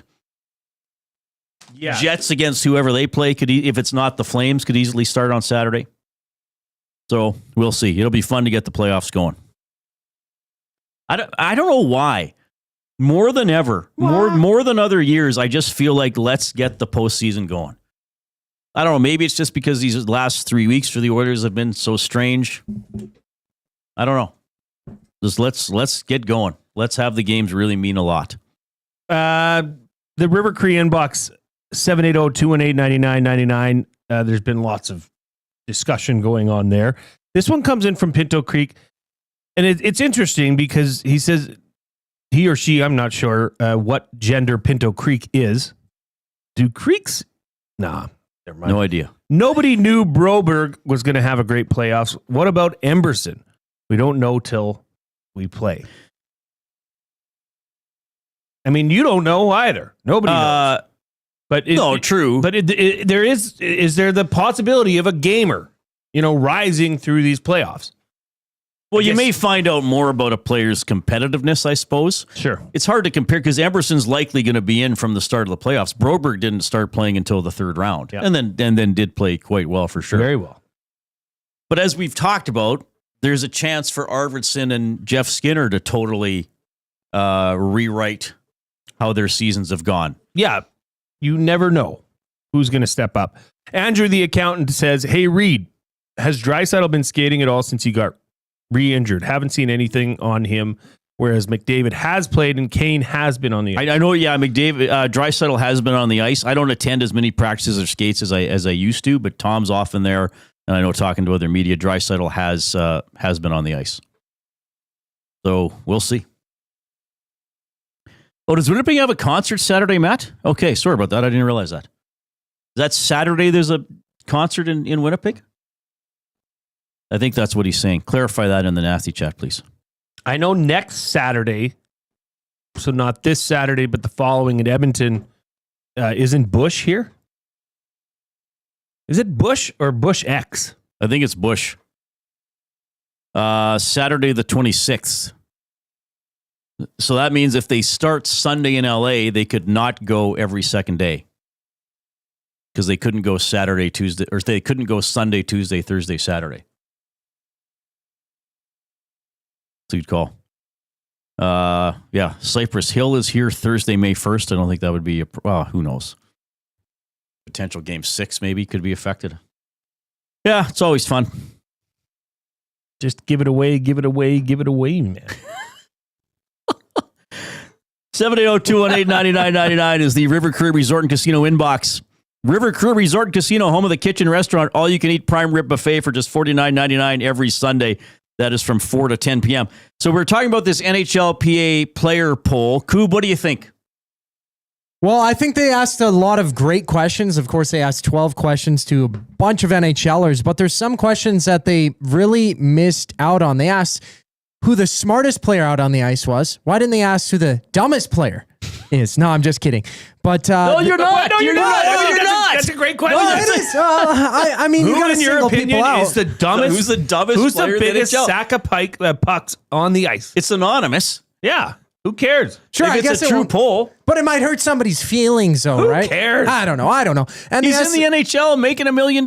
True, and he might have to look at himself and be like, maybe I should act better out on the ice. But what about the worst ice in the NHL? They asked a lot of positive questions, and you compare it to the CFLPA player poll, where they really, they outright kind of put teams under the spotlight and said, man, that's not a good job. You got an F in food. You give your team cold pizza. Mm-hmm. Why didn't they do the same in the NHL? Okay, I like that. I know the dumbest player one.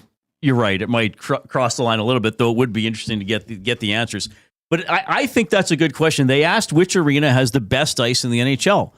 I would have loved to know which arena has the worst ice in the NHL, right? Because you hear all the events at MSG, and sometimes you watch. Didn't the Oilers Rangers games have a lot of bouncy pucks and guys falling down? Or there was one game this year where it seemed like players on both teams were just falling all the time. Well, I would love to hear that. This one for the best ice had one of the biggest spreads in the whole poll, with Montreal at almost 45%. Right. The next closest was Edmonton at almost 15%. That's a massive spread. So it's not even close. And what's interesting to me is it used to be in years past when these buildings still existed, Montreal Forum was number one, and Northlands Coliseum was number 2. Interesting. So it's like those cities know how to do it right. Well, and it's not. I'm not surprised. It's Montreal, Edmonton, Winnipeg, Minnesota. I'm 100% with Koob, though. They should have asked for worst ice because you know that players would have an answer. You know that they would have an answer. Like I'm sure they talk about that. I'm sure after games they'll be like, "Could you believe the?" Like, I'm not saying they use it as an excuse or anything, but I'm sure players talk about that. I mean, when you played football, if there was turf that was like potholes and you're tripping and gopher holes, even if you won the game 52-0, I'm sure you'd be like, can you believe we had to play on that, Bison's old field used to be a track. Right. It was awful. From the inside the end zone, 1 yard deep, it was track. You would run patterns to stay out of that. Right? And then the old Taylor Field in Regina. Yeah. That was the worst turf. That was like the carpet that's in our office. And as hard as that too. Right. It was terrible.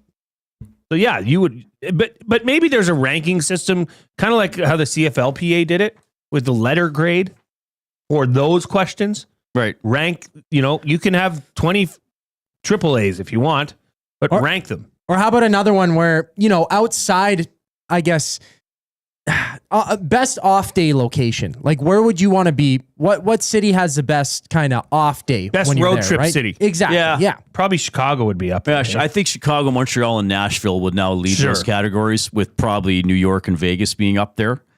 Matt Hyman again saying some of these questions have been asked. Fair enough. And I mean, the Athletic did a poll. The poll the Athletic didn't have nearly the participation though. Like, that was just over 100 players. This has 500 to 600 players answering in every category. This is much more indicative of the entire league than I think some of the other polls. So that's why, in fairness to Matt, you're right, but I think this one carries a little more weight because it's actually their union, so to speak. It's like if we were asked to do a poll by some outside people who polls broadcasters, we might be like, I don't know, do I have to do it? But if Dustin said, okay, guys, we're doing an EST poll, we'd all be like, okay, we got to do this, right? It's our thing. Koob, I'll say this. I know you were kind of being jokey, though I think it was fun, about they wanted smartest player, who's the dumbest player. I would have loved if they asked who is the most underrated player in the NHL and who is the most overrated player in the NHL. Ooh, that's how you would have phrased that. Underrated would have been really interesting, I think. Overrated would be harsh. And overrated, like, could you imagine? Like, most overrated player, if you got picked by your peers? Ooh, that would hurt. And maybe that's why they just don't want these guys to go off the deep end with some of these results. Thinking, nobody loves me. Who would be the most overrated player? Who would be the most overrated player in the NHL? Yeah. My goodness. That's a big one. Mitchell Marner? Elias Pettersson? He's really good. Well, this season. Well, Marner's like 5th in scoring, isn't he? How could he be overrated? Just wanted to throw out a Maple Leaf. Pick anybody on the Leafs, really. Well, yeah, and in this part of the world, you can just troll the Maple Leafs. David Pasternak's a bit underrated. I haven't heard his name much. Wasn't he in one of the... Pasternak's underrated? No, I don't think he's underrated. I think he's appropriately rated. Yeah. Yeah, he's there, I guess, yeah. One of the best dressed. That's what he is. Was he in another one for smartest or something like that? No. The one I was laughing at was which player would be a great broadcaster. Yeah, okay, right. So the highest So, okay, let's go through this and you look at, best overall defenseman, Cale Makar, 72% of the vote. Best overall forward, Connor McDavid, 74% of the vote. These star players are getting the bulk of the votes. Mm-hmm. And then you go down to which player would be a broadcaster. The highest vote received was Kevin Hayes with an astonishing 4.85% of the vote. Right. There were 7 players that made up for 23.88% of this poll. I'm wondering who didn't get voted. Who didn't get a vote? Because the other percentage of the vote outside of these 7 players made up for 76.1%. Well, there's a lot of guys in this category who would have got 1 or 2 votes. I think there's a lot of that was one maybe where they're. Who did I say, Koob? Because you asked me this question, and I just started like, geez, that's a tough one. I did consider Pat Maroon, who was tied for 3rd in this poll with Brad Marchand. Who did I wind up saying? I don't remember who I said. I'm trying to remember. It wasn't an somebody Oiler. who will be playing for a little bit. I think you picked. You didn't pick somebody like Pat Maroon, who is now actually retired, yeah. even though the Hawks still have a game left. Well, I think a good Oiler would be Calvin Pickard. He can yap. Ekholm might be good. Like, imagine Ekholm on an intermission panel. Calmly, No. The best. I think the best Oiler, in my opinion, would be Zach Hyman. He'd be good. I think Kane he's good. actually might be good. Kane, yeah. Zach Hyman's just always so open. Yeah, you seem like you're getting well spoken, right? Like who can well-spoken. actually explain something in a way that people can understand it. And there's probably a difference between being a panelist and being a color commentator. Oh, I'm talking panel. Okay, I'm talking TNT. Come in and do a couple playoff games. Let's see how it goes. Right. Okay. You know what I mean? Yeah. See if you can hang out with Biz Nasty and. Oh, I said Drew Doughty, Koob. Drew Doughty? I said Drew Doughty. Yeah. He'd have to wear some teeth, though, if he was going to be on TV. Well, he'd look like a hockey player, though. He knows what he's talking about when he has the missing chiclets, right? Okay, so that's the thing, though. Okay, so who do they have? Subban, who's on some of the American ones. Messier. We have Gazdic, Bieksa. They're all kind of... I like Bieksa. And he's a little really more, do. like, he's not flamboyant, but he's a little more, so like, would Hyman have that, like, BX can have a little bit of an edge. Bieksa can take a stance. Right. You can say, so I disagree would Hyman with you. be like that, or would he be a little more cautious? You're right. I think he would be a little bit more cautious. Yeah, that's interesting, because I really do like that Bieksa can just say, well, no, I'll stick with my thoughts. You can have yours. Him and Elliott play off each other quite well, I find. Yeah. I think it's neat that they put that in there because Drew Doughty is thanking me in the nasty chat. Of course. We do have a nasty who tends to, I think it's the same person who's been Brad Marchand and other people over the course of the season. No, that's actually Oh, you him. think it's actually Drew Doughty? That would be incredible if Drew Doughty Everything's real. Listened to the show. What about Austin Matthews? VR Montenegro says Austin Matthews. It might just be because I'm sick of seeing him in RBC commercials that I just, the thought of it nobody in Edmonton makes me want to be sick. Wants Matthews on TV more. Yeah. But maybe, I don't know. I don't see, and here's the thing. I don't know anything about Kevin Hayes. I've never interviewed him, been in a scrum with him. I can't recall. I'm sure I have, but I can't recall ever seeing an interview with him. But clearly enough people thought, oh yeah, he'd actually be a good person to have on. Ryan Strome was second. I have been in scrums with Ryan Strome when he was a member of the Edmonton Oilers. Yeah, I think right now there are a few Oilers who are fairly well spoken. I don't know if any of them would want to. I don't know if they even think of that though while they're still playing. Maybe some guys later in their careers, if they're like Kelly Rudy was approached by John Shannon late in his career, right? So he started thinking about it a little bit. Rip City Step says there was a player poll one time, and Nurse was most overrated. Do you recall that? I can't remember who did it. I don't know. I'm saying I don't know if it was NHLPA though. Yeah, it might have been another publication. I think I very vaguely remember that. I can't remember when it was though. But again, what we're saying is it'd be neat if a poll sanctioned by the NHLPA asked a few more of the controversial questions.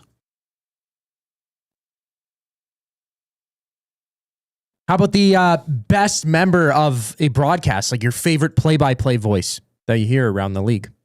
Like if they're watching games. Well, they'd probably just say their own guy or an older national member, right? Like, yeah. You don't really listen to the broadcast as a player, or you hope not to. Sure. Favorite member of the media who's asking you questions post-game? I don't think they would care. I don't think they would care. No. They won't even know everybody's name. The guy, the little guy. Yeah, the guy. Like, well, I don't know. I can't think of anybody. Who's that? Okay, him. Sure, why not? Yeah. He always smells like onions. That guy. Onion Man. I would like to see, they certainly could have done most underrated. Now, did The Athletic do the fan element of it? Like who has the best or worst fans? I'm not sure if that was a player poll that happened, but specifically for the NHL. We talked about The Athletic. We did. Wasn't it a combination of a bunch of different factors that made for the worst city to play in kind of thing? Well, Winnipeg came in first, which is like, okay, best team in the league. You don't want to play for them? Yeah. Like, I think unfair. I like Winnipeg. Yeah, Winnipeg's fine. Yeah. Winnipeg's got a good club. Home of the Sea Are Bears. they the Cup favorite? Maybe, bruh. Why shouldn't they be? They're not. Should they be? Well, they got to play St. Louis in the first round. That's going to be tough. Why are you stuck? St. Louis loses tonight, Reid. This could be problematic. Flames are playing well. They are. Well, as I pointed out several times when I talked about how they could pass the Oilers. Hey, what did you think about so they also did on this NHLPA poll, they asked which PWHL rulebook change would you like to see in the NHL? And it was close, but it was the jailbreak goal that came out on top, which is a minor penalty ends if the shorthanded team scores. Right. Interesting. Second was the 3-2-1-0 point system, which they should do, but I don't think they will. Don't know why they'd be so hesitant towards that. They don't like change, Jay. True. And again, it wouldn't affect the standings most years. It would this year. It would hurt the Oilers this year. Yeah. I don't know enough to knock them out of the playoffs, but this one's a fun one. First place finisher chooses playoff opponent. Could you imagine that? Talk about some motivation for the team that gets picked. Okay, Jets fans listening, if you could pick one of the other, let's assume Minnesota and St. Louis get in. If as a Jets fan, who would you pick to play in the first round? Stars, Avalanche, Golden Knights, Kings, Oilers, Wild, or Blues? You could even pick the second seed if you want. Hey? Let's hear that from the Jets fans, the WSTers tuning in. Who would you pick if you could pick your first round playoff opponent? That's a good one. Would it not be Minnesota? We're going to find out. Sorry, Jay, you're not a Winnipeg S-tier. All right, keep giving us the thumbs up on YouTube. Tell you what, we're about 20 away. We're about a dozen away. We're about a dozen away. What happened? VR Montenegro. He says, "Whoa, back up. Austin Matthews, I meant for overrated. Not." He says he should not be in front of a camera. Oh, okay. All right. Fair enough. Keep giving us the thumbs up on YouTube. We're about a dozen away from our first word of the day plateau of 130. So let's get everybody get in there. Click away at that. We'll talk Oilers, Kings, and some other league-wide playoff storylines with Sam Cosentino when we get back to Edmonton Sports Talk. Your clear choice for Edmonton Sports. The EST Hangout. Put it on Prime. People are loving that broadcast, hey? People were not happy with them yesterday. I confess, I find it hilarious. They're like, and this is the ice. It's water, and then it's frozen. Like when they pulled Kemper. Yep. They're like, oh, I didn't see, is he hurt or something? I didn't see, something must have happened there. Well, you know why everybody and their dog knows why they're taking him out of the game. The EST Hangout, presented by Sentinel Storage. Weekday mornings 9 to 11, only on Edmonton Sports Talk. Your clear choice for Edmonton sports. Spin to Win Fridays at the Banquet. Every Friday, spin the wheel for a chance to win big and save on your bill. It's that easy. Spin, win, and save. Don't miss out. Details at thebanquetbar.com. The Banquet. Get real. Play hard. At Mind 360, we invite you to embark on your mental health journey in a safe and comfortable space. Conveniently located in St. Albert, Mind 360 has a diverse team of experienced clinicians that offer a broad range of tailored services for children, adults, and families. Furthermore, we are very proud to serve our military, veterans, and first responders. If you're looking for counseling, treatment, or assessment, understand that you are not alone. Contact Mind 360 at mind360.ca to book an appointment today. Looking for quality building materials and friendly advice? Visit us at Windsor Plywood Leduc, family owned and locally run since 1993. From interior materials for doors, flooring, baseboards, and all the finishing touches to all you need for your outdoor projects like cedar lumber for decks and fences, plus all the plywood you'd need. Our full-time on-staff carpenter can help with anything odd-sized or custom, and from domestic hardwoods to exotic selections, we've got you covered. And if we don't have it, we'll track it down for you. Windsor Plywood Leduc. We're the experts you need to know.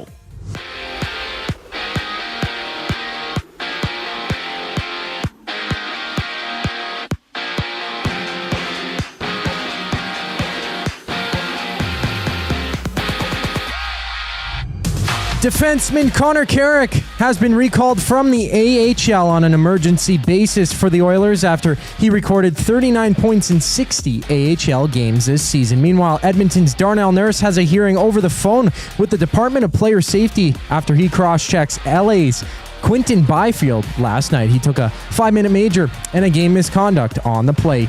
On the ice, there's 10 games. Vegas holds Noah Hannafin, Mark Stone, and Jack Eichel from their lineup in their matchup with the Flames. The Blue Jackets look to stay alive with a win over the Flyers, and the Blues look to hold their second wildcard spot with a win over the Hockey Club. 15 games in the MLB Jays and Braves rematch. Kevin Gausman takes the mound for Toronto. 3 games are underway right now, including the Nationals leading 1-0 over the Pirates in the top of the second inning, while the Diamondbacks and Marlins are locked at zeros in the bottom of the first. NBA action sees Atlanta visiting Orlando, while the Warriors clash with the Grizzlies to kick off the NBA play-in round. I'm Zachary Kubusch. That was your sports update. The third hour of the Reid Wilkins Show starts right now.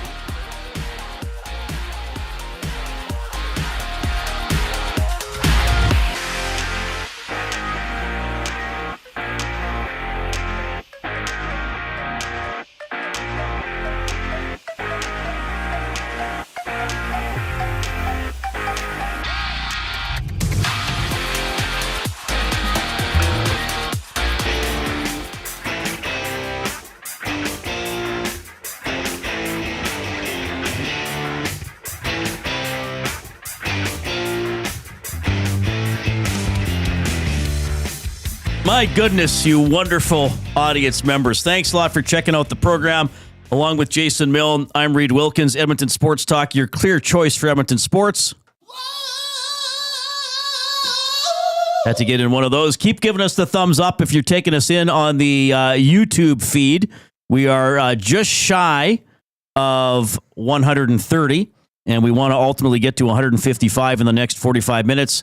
And that'll prompt a double word of the day. It's become a great segment on this show. Fun for me, except when I fail spectacularly, but I accept sometimes that happens. Jay will give me a word to spell and figure out the definition of, which I do to varying degrees of success. All right. I am pleased to welcome this guy to the Reid Wilkins Show for the first time, but I used to talk to him on Inside Sports a lot. It is Sam Cosentino from Sportsnet checking in. Sam, it's Reid. Meet Jay Milne. How are you doing? I'm doing great, Reid. Nice to be talking to you. Jay, make sure you get a good word to stump this guy. I'm sure it's challenging. I've got one lined up here. I'll text it to you after, and you could see what you think. Yeah. And if you have one, feel free to let the our producer, the Koob, know. I have had words come in from guests before, so I'm open. Yeah, for it. Randy Hahn gave him a word last week. No way. Yes. I knew how to spell it, but it was Sunwapta, which I knew how to spell. What was it? A fall, like a waterfall or something? Sort of a falls in Cree, I think. Yeah, I knew it was like an indigenous word, but I didn't know what it meant. But here's the thing, Sam, as you've done live broadcasting, you have to have, you can't really get embarrassed in this profession. And now that my lack of vocabulary is exposed on a daily basis, I deal with that skill all the time. Don't be so hard on yourself. You do pretty good. You do pretty good. I'm too stupid to give you a word, so I'll just leave that. That's so hard on himself. It's great to welcome you to the show. Love talking to you, and I know you're busy, so thanks for fitting us in. So we'll dive in with some stuff here. Look, a large portion of this show has been us trying to figure out what the Department of Player Safety is going to do. Not what we would do. That's what I keep saying to the audience. Don't do what you would do. What are they going to do with Darnell Nurse? But you're not here in oil country obsessing over this the same way a lot of fans are. What was your take on that incident and a potential punishment, I guess, for Darnell? You have to look at all the angles, right? And there is one angle that does not look particularly good, where it looks as if Darnell, to me, there's two suspendable pieces to it. The first is the push / headlock / whatever you want to call it. And the second one, obviously, is the cross check. So because there's two elements to it, I got to think we're going to see two games at minimum. I know Oilers fans are not going to want to hear that. That's what I think they give him. And I think they say, all right, you're probably going to sit the last game anyway, so that one's a freebie, but you got to get punished for something. And so you're going to be missing the first game of the playoffs.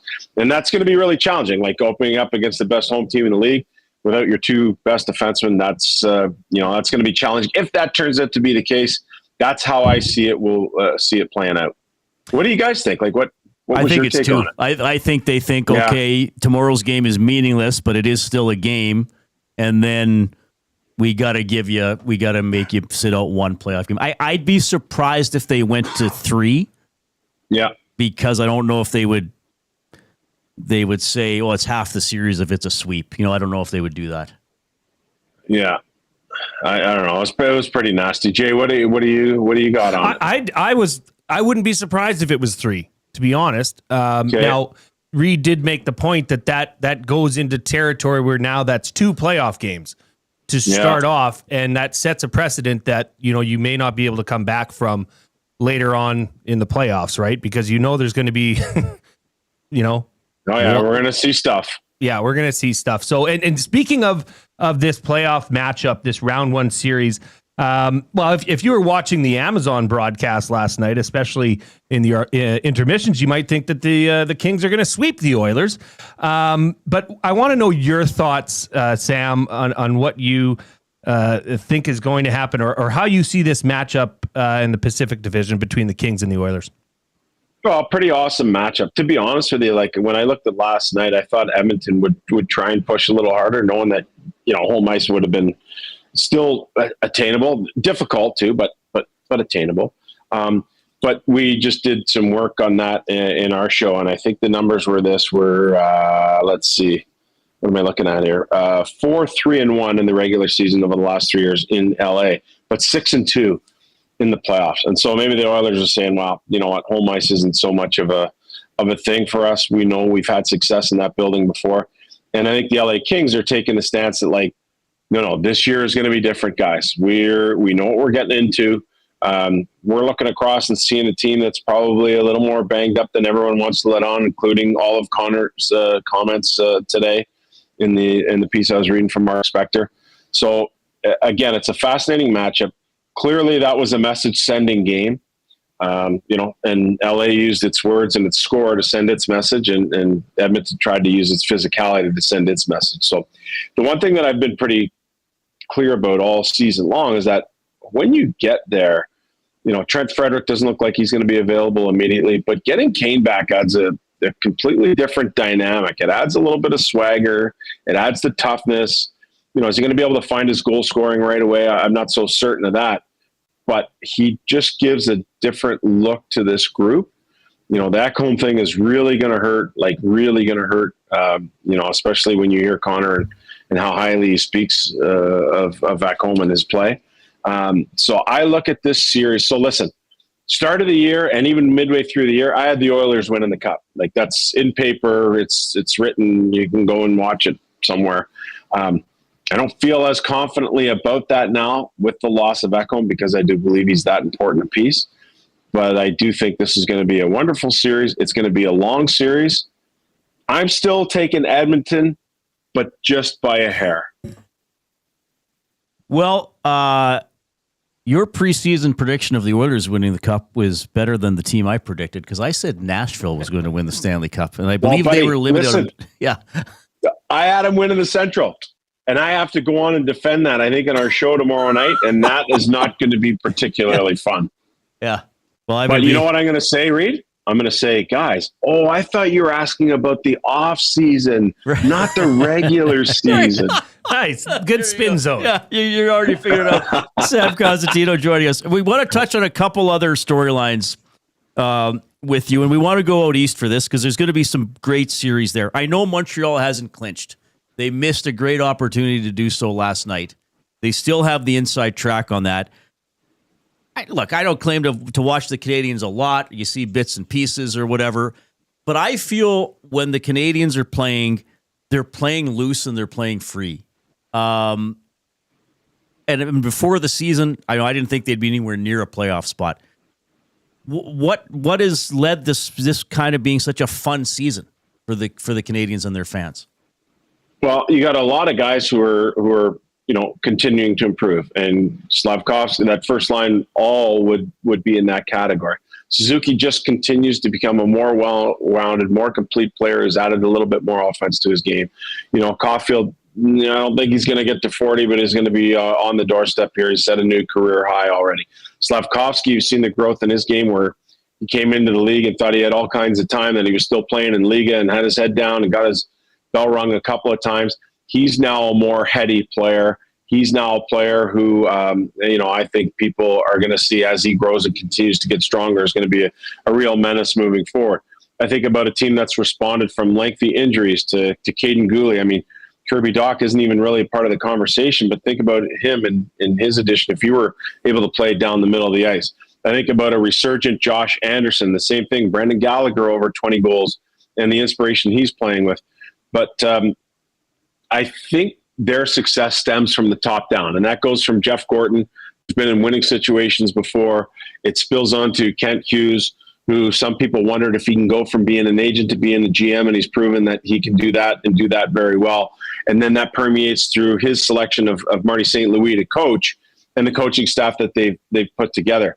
And that all of that rubs off onto the players. Like, I feel strongly, guys, that what happens at the top of your organization trickles down to the rest of the organization where it matters most on the ice. And I think you can look at the New York Rangers as a prime example of that. From ownership on down, I think there's been some things missing there this year. But I think the Montreal Canadiens have hit all the notes. You've had an ownership group that's been really patient. You've had player improvement, and you have a coach who just goes about his business in a different manner than I think other coaches. So a lot of really good things have happened there for the Montreal Canadiens. It would be kind of cool to see them get this thing locked up tonight without them even playing a game. Yeah. Sportsnet Sam Cosentino joining us here on the Reid Wilkins Show on Edmonton Sports Talk. Obviously, and Reid alluded to it, I mean, we're in the heart of oil country here, so it's, we're not every day, every night following what's going on out east. But assuming the Canadians get in, which of the two teams, those wild card teams between Ottawa and Montreal, or both, do you feel have the best chance to play spoiler in the first round? Well, I'm going to say Montreal, only because I looked at Washington, and they've, since the Ovi thing, they've not been great. And actually, many times as he was chasing, you could see them deferring, and they relied on really good goaltending. So if the goaltending fails and it hasn't been great of late, now that's problematic. But, you're going to probably get a healthy Thompson and a healthy Lindgren. That duo has proven, 90% of the year that they're worthy of that. But in terms of being a little leaky defensively, they concern me a little bit. One thing about Washington is, though, they're big and heavy, and so they're probably more suited to go into the playoffs, even if they're off kilter a little bit, and refine things. Protas is big. You want to see him healthy. He's one of those guys. But I'd say there's a little bit of vulnerability in their game right now. And so that's why I would say Montreal has been playing playoff hockey for a long time, where Washington has been playing Ovi hockey for a long time. So that to me would be the difference. When I look at Toronto and Ottawa, I think Toronto's tenor has changed in terms of its ability to play a little bit more grindy defensive style of game. You know, Brady Tkachuk as a leader for Ottawa, and a team that hasn't been there in a long time is going to be really hungry. That's going to be fun to watch. I think that series is going to be really, really good. I give Toronto a slight edge there, however. So I'm picking Montreal as the two teams, if Montreal were able to get in, as being the more dangerous wild card team. I love how you put that. The Canadians have been playing playoff hockey, and the Capitals have been playing Ovi hocky. I'm gonna use that, but I'll make sure I attribute it to you. Hey, Sam, I love talking to you. I know I haven't seen you in a few years but I used to always run into you at the draft when I used to go. But I really appreciate that you made time for the show. I hope you don't mind if I bug you again at some point. But thank you so much. This was awesome. Yeah, Reid, always great talking to you. Jay, nice to virtually meet you, I guess they call it. Stomp the chump tonight, would you? Yeah, there it is. Yeah, okay. Thanks, Sam Cosentino from Sportsnet. Checking in. Really good observations on the Oilers and the Kings. He still thinks the Oilers can win this series. I think he said he's picking them just slightly going in. And interesting, he thought, the Canadians still got to clinch, and we're going to look at some of the clinching scenarios when we do play more tables and games, game of the night. But there is that thing, right? Well, the Oilers said this in 2006. Well, we were so desperate the last few weeks of the season, we were already in playoff mode. Whereas a team that clinched, it's like, well, they're not playing desperate the last 2 or 3 weeks of the season. The flip side of that is sometimes teams have been playing that way, get into the playoffs and lose, and say, well, we were exhausted because we'd already been playing playoff hockey for 2 months. We didn't have another 2 months in us. But I do think Montreal, well, we'll have, I don't know when we're going to do it. Hopefully we can do our picks Thursday. We have to do our playoff picks. We have to do them Thursday. The matchups might not be set depending on what happens. We'll talk about that. Sure. Because there are some possibilities tonight that are intriguing, shall we say. Mr. Bond. All right, here comes the Koob with the sports update.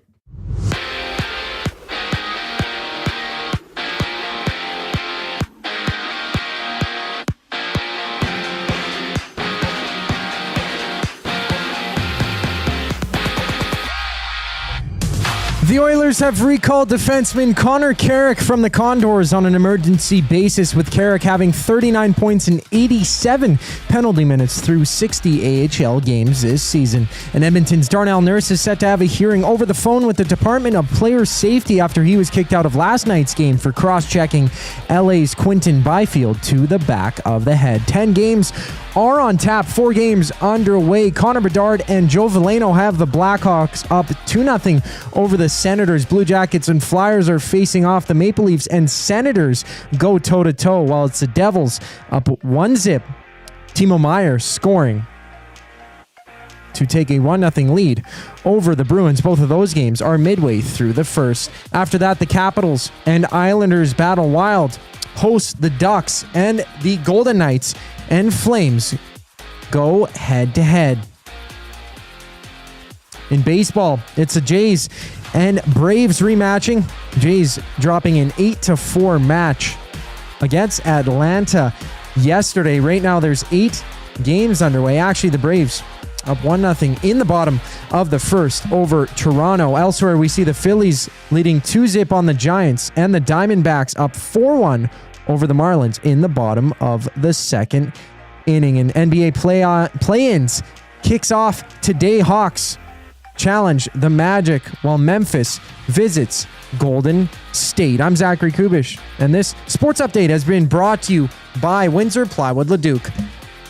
Locally owned and operated, serving Leduc and surrounding areas since 93. They have doors, flooring, baseboards, and of course, they got plywood. Go see the knowledgeable staff today at Windsor Plywood Leduc. The Reid Wilkins Show returns once we get back from break. I'm Zachary Kubusch, and you're up to date.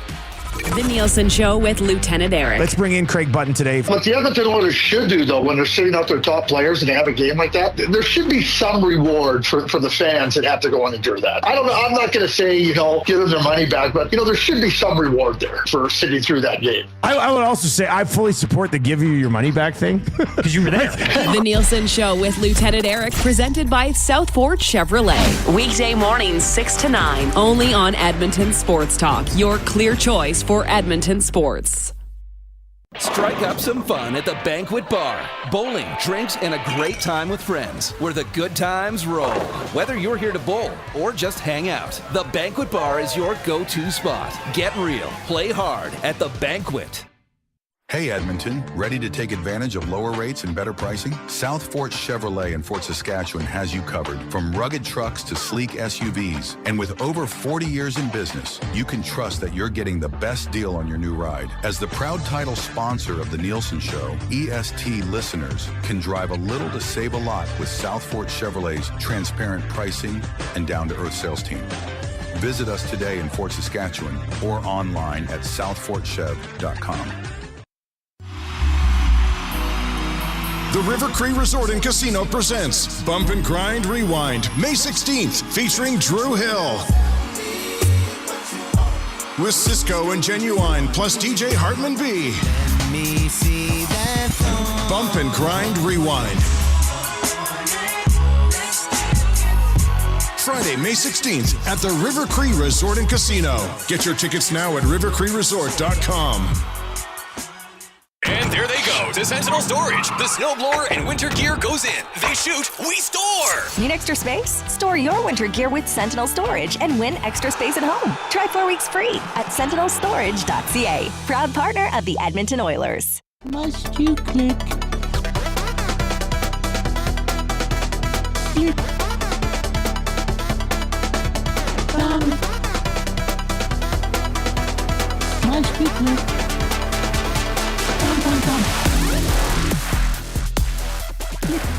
Oh my goodness, the now world famous Thumb Click remix presented by Zachary Kubusch, the amazing technical producer and sports update deliverer on the Reid Wilkins Show with Jason Milne. Yeah, Darnell Nurse phone hearing tonight. So I'm not sure when we are going to get word of his discipline or lack thereof, I suppose, for the cross-check on Byfield. I haven't seen anybody speculate that he won't be suspended. I don't think even the most optimistic Oilers fan is saying he won't be suspended. I think we're just talking about how many games will it be. Yeah. 780-218-9999, the River Cree Resort and Casino inbox, featuring Italia Restaurant, home of the $6.99 brunch special from 11 a.m. to 4 p.m. on Sundays. After the show, Jason Milne is going to go coach, what is it, U10 flag football? U11 flag football. Our off-topic topic for William Huff, any coaching advice for Jason Milne? I appreciated a couple of people who said that you should focus on teaching them touchdown celebrations. The more elaborate, the better.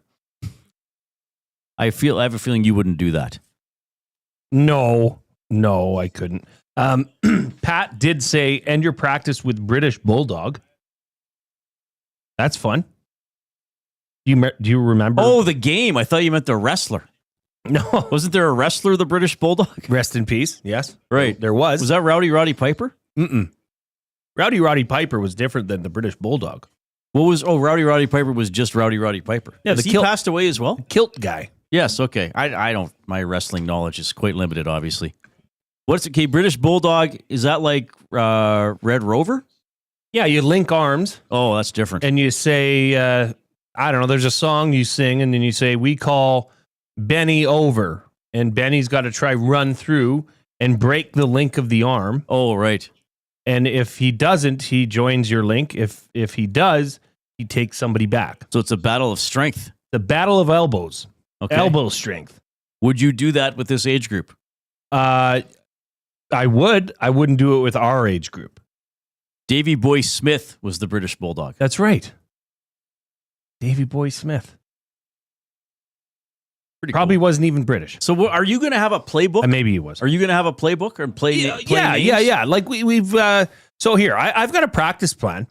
As I'm not surprised. Right. So we're going to start with some active warm up. Just going to get throw the ball around a bit, do a circle drill, passing. And then we're going to get into just some basics. Hey, because in flag football, you have to have a center that snaps the ball. Okay. To the quarterback. Right. Which from what I heard from the meeting we had the night of the national final, right, can be complicated. So you want to find players that are comfortable doing that, and just here's how you receive a handoff. This is the arm that should be up. This is the arm that should be down. This is which ball the arm you should carry it in. Mm-hmm. Here's how to catch. Catch with your hands, not with your body. But the neat thing is that with this flag, the flag I used to play, the flags were Velcroed onto your belt. Yes. These are what's called a pop socket. So they make that sound when you flag somebody. They're actually in there quite aggressive. So I feel like that's an important skill to learn to be able to actually realize how hard you have to rip down on that flag to get it out. Okay. So we're going to do a bunch of that. I look forward to hearing about the practice tomorrow. Yeah, well, it'll be, we'll live stream it maybe tonight. Maybe you're going to show up in tears. Just kidding. Live stream it on EST. Yeah. That'd be pretty amazing. That would be interesting. It is time for, oh my goodness. I love this segment because I get to hear one of my favorite sound bites of all time. The game of the night, presented by Play More Tables and Games, from ping pong and pool tables to darts and dome hockey, plus all the classic arcade action you could ask for. Visit Canada's Game Room experts. Locations in Edmonton or Calgary are online at playmoregames.ca. Play more tables and games. Yeah. Oh, wow. we got a full-on mix going there. I just keep getting surprised at all the mixiness. Koob. There you go. That's Jason Milne singing a song. Koob came back into the room, into the production area, quite, with intent, I would say. With intent. Yeah. I was excited to click that. You were with gleeful intent. Yeah. You heard what was coming down the pipe, and you came in and did what you do best, Koob. That's why you're the best. A lot of energy. Koob, we will never doubt Koob's energy. I won't either. It's like, what do we always say? It's better to have to pull people back a little bit than ask them for more, because they may not have more. Oh, yeah. It's like better to overdress than underdress. Right. Same thing. Is it? Yeah, absolutely. Okay. Well, I've never been accused of overdressing, except maybe a Caesar salad, Jay. You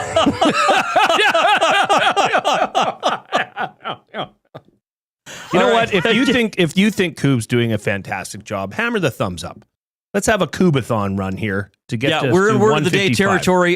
So we need 24 more thumbs to get to 100, and definitely attainable in the next 20 minutes or so. All right. Penner's Pancakes. He said he just jumped in. Is there anything coming down from Peros yet? We have not seen anything, and it's only 4:30 in San Jose where Darnell is. If they've landed, I don't even know what time they were leaving. So I don't think we're going to get anything during the show, guys. Sorry. He does add that he really doesn't expect anything more than tomorrow's game. I do. We'll see. Yeah. TBD, bro. TBD. Okay, you're taking the reins on this, baby. What? Play More Tables and Games game of the night, and how Calgary Flames fans are dealing with all this. Well, look, they need the Blues to lose tonight. If the Blues win in regulation, they're in. Right? If they beat Utah in overtime or a shootout, then the Flames are still have hope. Right. But do you remember, the Oilers have been on this cusp of in the playoffs, out of the playoffs, in the playoffs. Yeah, that's the thing. The Oilers, in my time of covering the team, it's never come down to the last couple of games. For seeding, maybe. Maybe for seeding, right? But yeah, they've usually clinched with probably 5 to 10 games left. But just put yourselves in the shoes of a Calgary Flames fan right now, and the anguish they are going through leading into tonight's massive game, because the Blues win, it's over. That's it. The fat lady has sung. Right.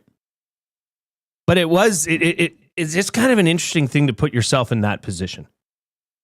And the anticipation and almost sickness that you would have leading to tonight's games. Now, we should mention, though, that the Minnesota Wild are actually still in play as well.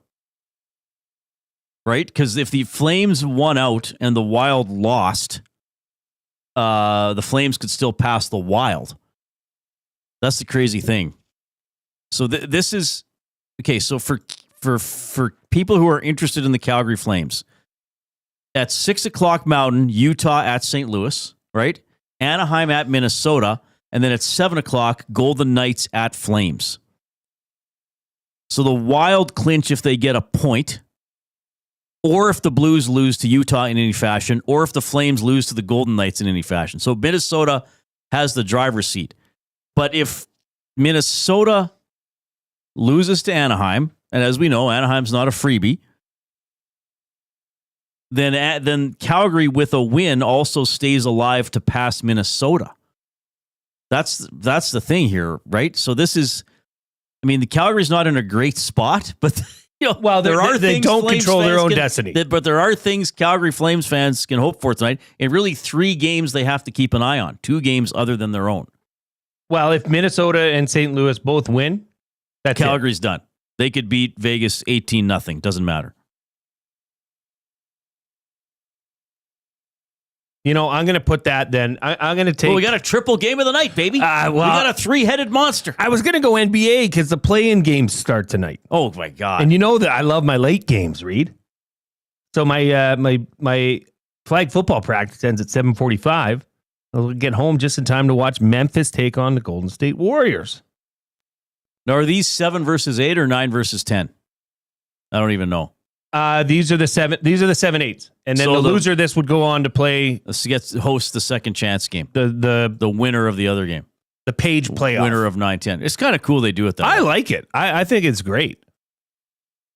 Okay, so yeah, it's fun watching this. It does not look great for Calgary, but as I was talking about when I keep giving my negative side of how it could work out for the Oilers, you know, we got to see what happens on the ice. Now, you would expect St. Louis to beat Utah? Sure. You would expect Minnesota to beat Anaheim? Sure. But you never know. And Calgary's hosting. And Vegas is sitting out some guys, right, Koob?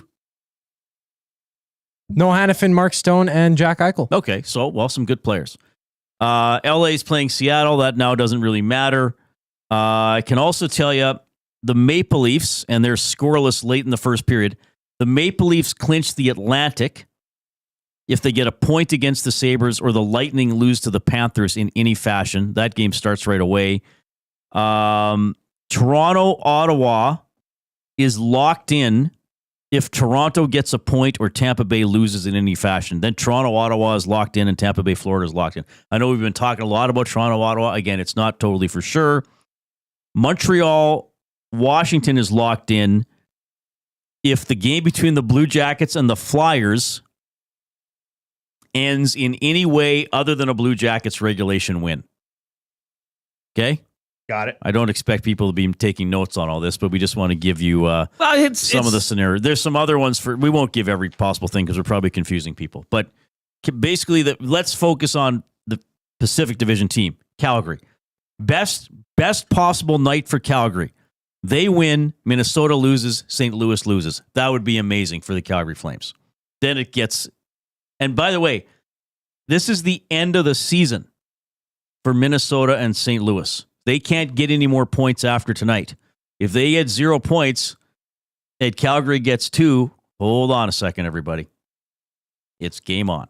Though I guess Minnesota would clinch. Right, Minnesota with clinches a point if the Blues lose. Because then the Blues couldn't get any more points. So if the Blues and Wild both lost and Calgary won, Minnesota would still clinch because Calgary then could only pass. Calgary could pass both of them, but then Minnesota's guaranteed to be ahead of St. Louis. True. Right. Woo! What a night. This is fun. What a time to be alive. We're probably making it more confusing for people listening. But we just got to give that scenario for Calgary. This has been... Calgary, to me, I guess Calgary and Montreal, two Canadian teams, two of kind of the unexpected stories to either make the playoffs or stay alive very late in the season for a playoff spot. I didn't think Montreal would be anywhere near the playoffs. I thought Calgary might be one of the bottom 5 teams in the league. Now, they're going to finish middle of the pack. That doesn't help your draft prospects, which we talked about with Steinberg a couple of weeks ago. But it is interesting for Calgary right down to the wire. What did Pat Steinberg talk about? Where it would almost be better for them to fail because of the trade that they made. The trade. Was it the Monahan trade? It was Sean Monahan trade. Yeah, where they have to give up. Now they're in danger of doing the worst they could possibly do. Right, which is on the cusp again, not get in and then lose any sort of trade payback that they would have got off that Monahan trade. Right. So anyway, okay, what's your game of the night? I have the 3-headed monster. Okay, I have Memphis visiting Golden State. I have Utah at St. Louis, Anaheim at Minnesota, Vegas at Calgary, all in the National Hockey League. It's going to be fun to watch these games tonight. Keep an eye on them anyway. Actually, we could put the Atlanta-Orlando game on the ESTV right away. Yeah, put it on. Sure. Hey, we'll talk ball. We'll talk round ball. Hoop it up. Blue Jackets, Flyers, scoreless late in the first. So the Canadians get in. Where are we here? The Canadians clinch a playoff berth as long as the Blue Jackets don't win in regulation time. They clinch. And they could have clinched last night by beating Chicago. Did you see the puck get caught in the net and the refs didn't know where it was? So the Chicago player took a shootout attempt and they said no goal. And then they went to the replay and he backhanded it into the Montreal net and it got stuck right up where the back bar meets the back of the net. And then they looked at the replay, and then you saw them skate to there's the puck that went in. How do you miss that? I don't know. You're right there. And they must have thought the puck went up into the crowd or something like that. And then it's like, no, it's in. Even watching it though, like I almost thought it just went straight up into the crowd. Full speed, I thought he missed it, but exactly. The puck, it's not going to go that high usually, or maybe they thought it went through the mesh or something. Yeah, like somebody caught it or whatever. Crazy. Yeah. I'd never seen that. Well, I've seen the puck get caught before. I'd never seen them be like, okay, no goal. Oh, wait a minute. Where's the puck? There it is. Whoa. What? Colin the Amish man coming in hot. He says, I've only recently been able to listen to more of the afternoon programming. And frankly, can we make a new SD just for Ice Koob? Definitely most improved at EST. Love to see it. That's Koob. Awesome. Well, Koob's working hard and he wants to get better. That's important. And you are getting better. Thank you. I appreciate that. It means a lot, actually. I like your trapper's hat, too. I do, too. Reid Clark, the other Reid. The other Reid gifted this. That's to, cool. Me. Yeah. Oh, that's very nice. And something we do talk about behind the scenes here at EST. What's that? The growth of the Koob. Yeah. I'm a growing boy. Physically, not just the food that I'm eating around mentally. Here. It's great. But you can eat a lot. Physically? No. I said physically. It would appear as though Grumpy Cat is at an establishment. Having a plate of chicken wings and a nice pint of Guinness. He has let us know that he's stopped the stream and stole his server's phone for an extra thumb. Oh, jeez. Oh, well done. Oh, that's amazing. Well done. Yeah, Quaddy says it was crazy that it wasn't considered a goal. Then the next shot was taken. Then they found the puck in the net. Yeah. And I think that's what the Canadians were arguing. It's like, wait a minute, we've already shot. Like, that play's over. Why are you going back to look at that? But, yeah, so Montreal can clinch tonight, even though they are not playing. Jay and the Koob and I are in the Banquet Studio.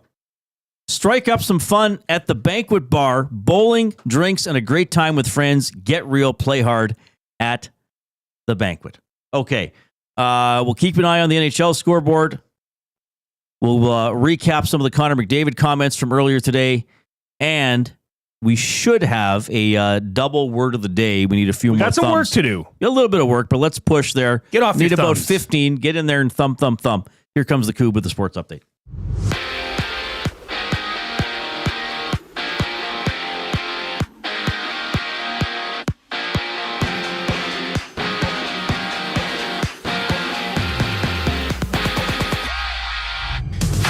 Edmonton has made an emergency call-up bringing up Connor Carrick from the Condors. He recorded 39 points in 60 AHL games this season. And after receiving a major in a match penalty for cross-checking Quinton Byfield of the Kings in the back of the head, Darnell Nurse has a phone hearing later today with the Department of Players Safety. And with 10 games around the NHL, 6 games are live. Nick Cousins has cut the lead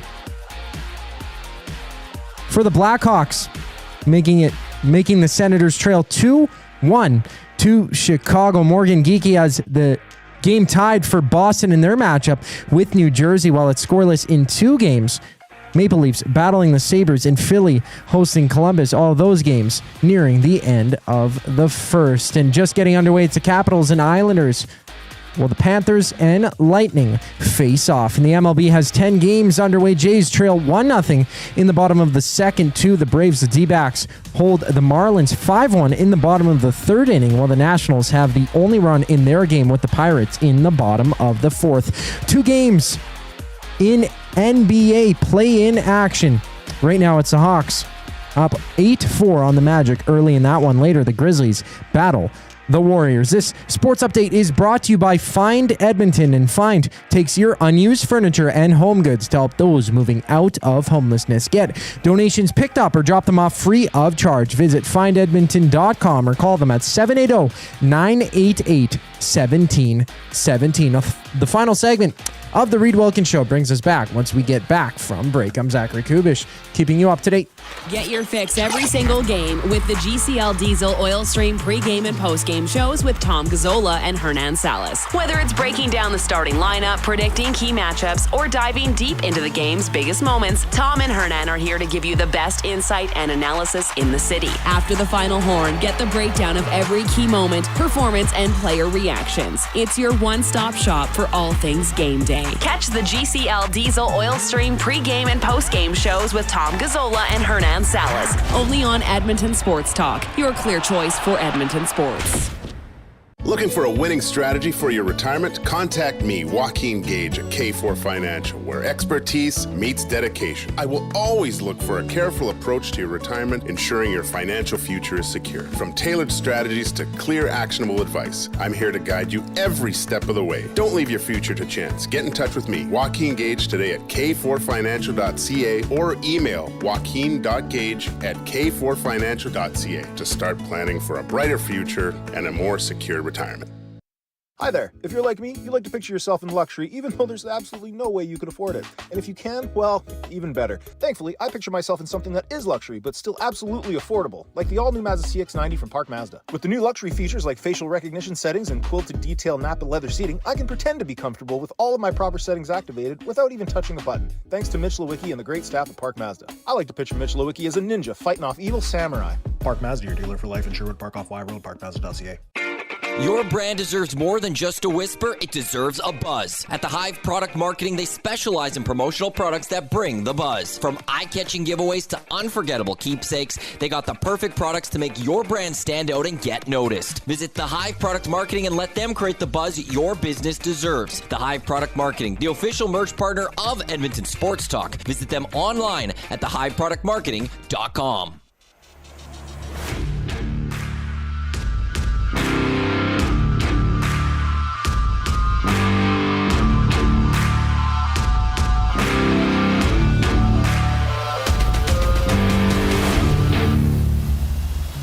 Appreciate you tuning in this afternoon into the final segment of the show. Oilers' regular season ends tomorrow in San Jose. That's going to be an 8:30 game, so 7:30 for the GCL Diesel Oil Stream pregame show hosted by Tom Gazzola. And then into the playoffs. We do not have a schedule. We do not know when the Oilers are going to play. They start in Los Angeles, likely Sunday, possibly Monday.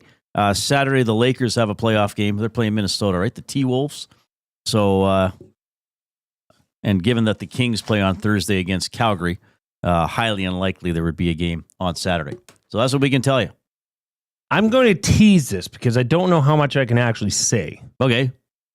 But our dearest Tom Gazzola, host of the GCL Diesel Oil Stream pre- and post-game shows, yep, is going to be out and about. He's going to be around the town during this first, and, you know, let's face it, hopefully more playoff series. Mm-hmm. But during this first playoff series, he's going to be at some of your old favorites. So stay tuned for that. But we're just working out the details. But Tommy will be out and about. That's good to hear. So That's amazing to hear. For you party people that love to go out and celebrate and have a libation or a water, your choice. However you want to enjoy the game. However you want to partake in the night, you will have that chance. TBD. Brah.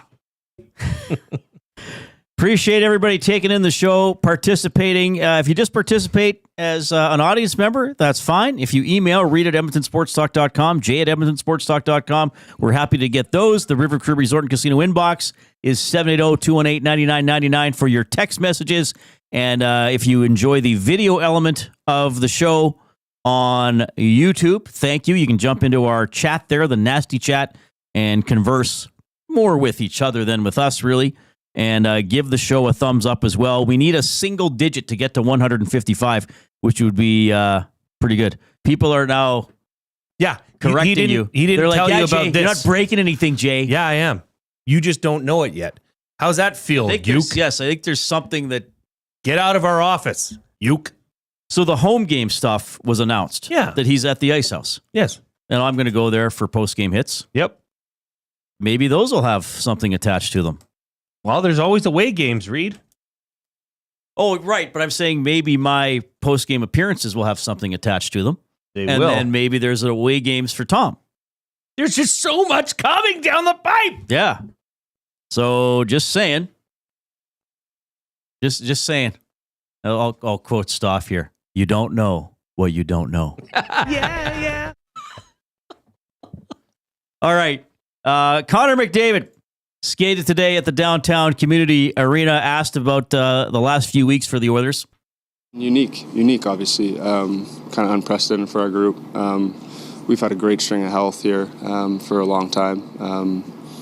And I saw Nobber kind of alluded to everything's kind of hitting us at once. And while that is true, guys are healthier than it may seem. I think we kind of have this like aura about us for the walking wounded, but we're just fine. Everybody's going to be ready to roll. Everybody is doing whatever they can.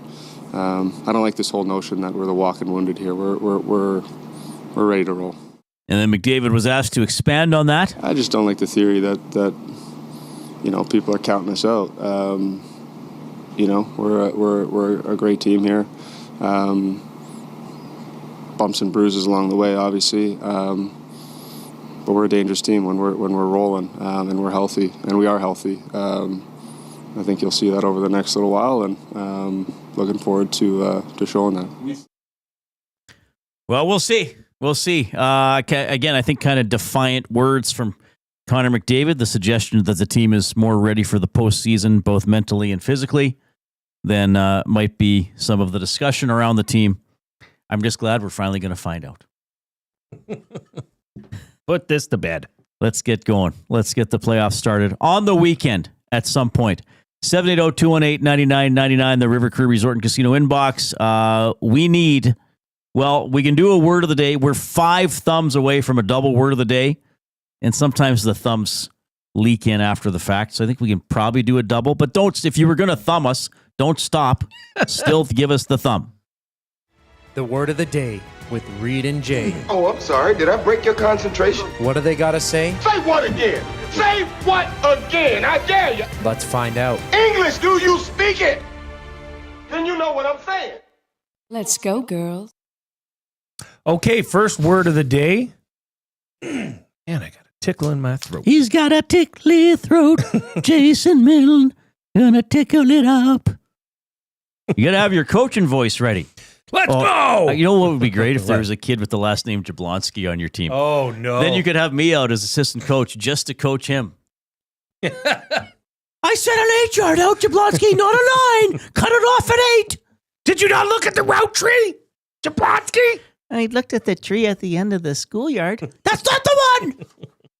First word of the day, pugnacious. Pugnacious. Okay, pugnacious. Pugnacious.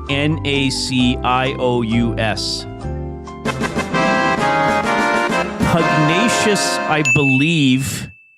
Oh, I should know this because okay. Can I ask a yes or no question? Yes. It's a term that could relate to a boxer or the sport of boxing. Okay. Oh, what does it mean exactly? Does it mean sort of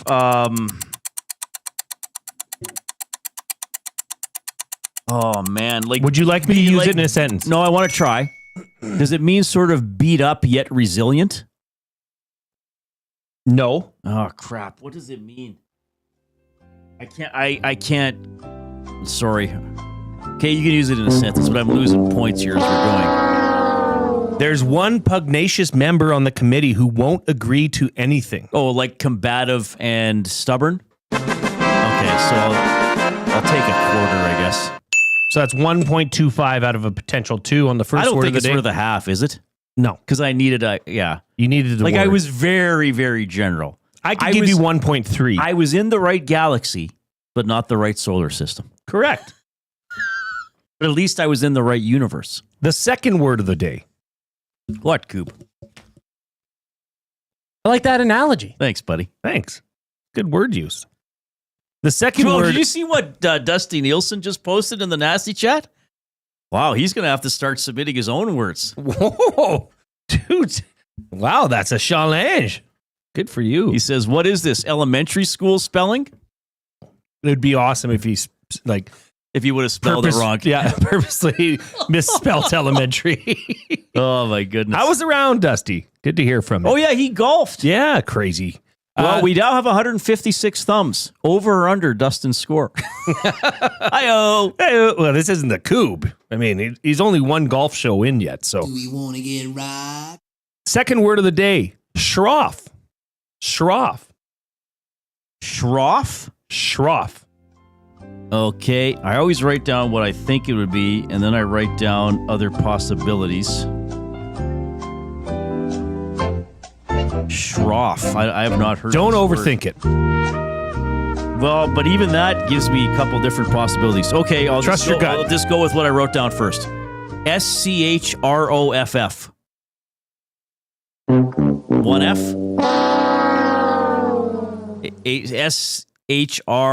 SHRAWF. I don't know. SHROFF. SHROF. Oh, I added the C there at the beginning. Okay, we're getting low on time. Definition of schroff. This is a verb.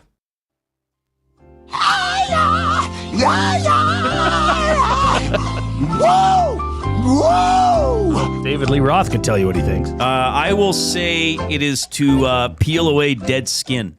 Wow, good guess. That's not a good guess if it's wrong. To test coins to find out the purity of the metal. To test coins to find out. Oh, wow, that's interesting. Mm-hmm. Dustin Nielsen claims to have shot a 98 today. Nice. That's good. That's a great first round of the year. That's pretty good. And the Ranch was playing. Then when he plays 18 holes, we'll see what he can do for that. He's just fuming right now. He's like, Wilkinson, he's just Jablonski. All right. Fun show, everybody. Keep an eye out on all your social media platforms. Edmonton Sports Talk, YEG Sports Talk on X for the Darnell Nurse news, and I'm sure we'll have much discussion on that tomorrow. Drew Remenda and Sean Bell scheduled to be our guests tomorrow. Big thanks to Zachary Kubusch. He's the glue guy. Jason Milne on his way to coach. I'm on my way to Kingsway Mall. What an exciting night. I'm Reid. Thanks for checking out the show.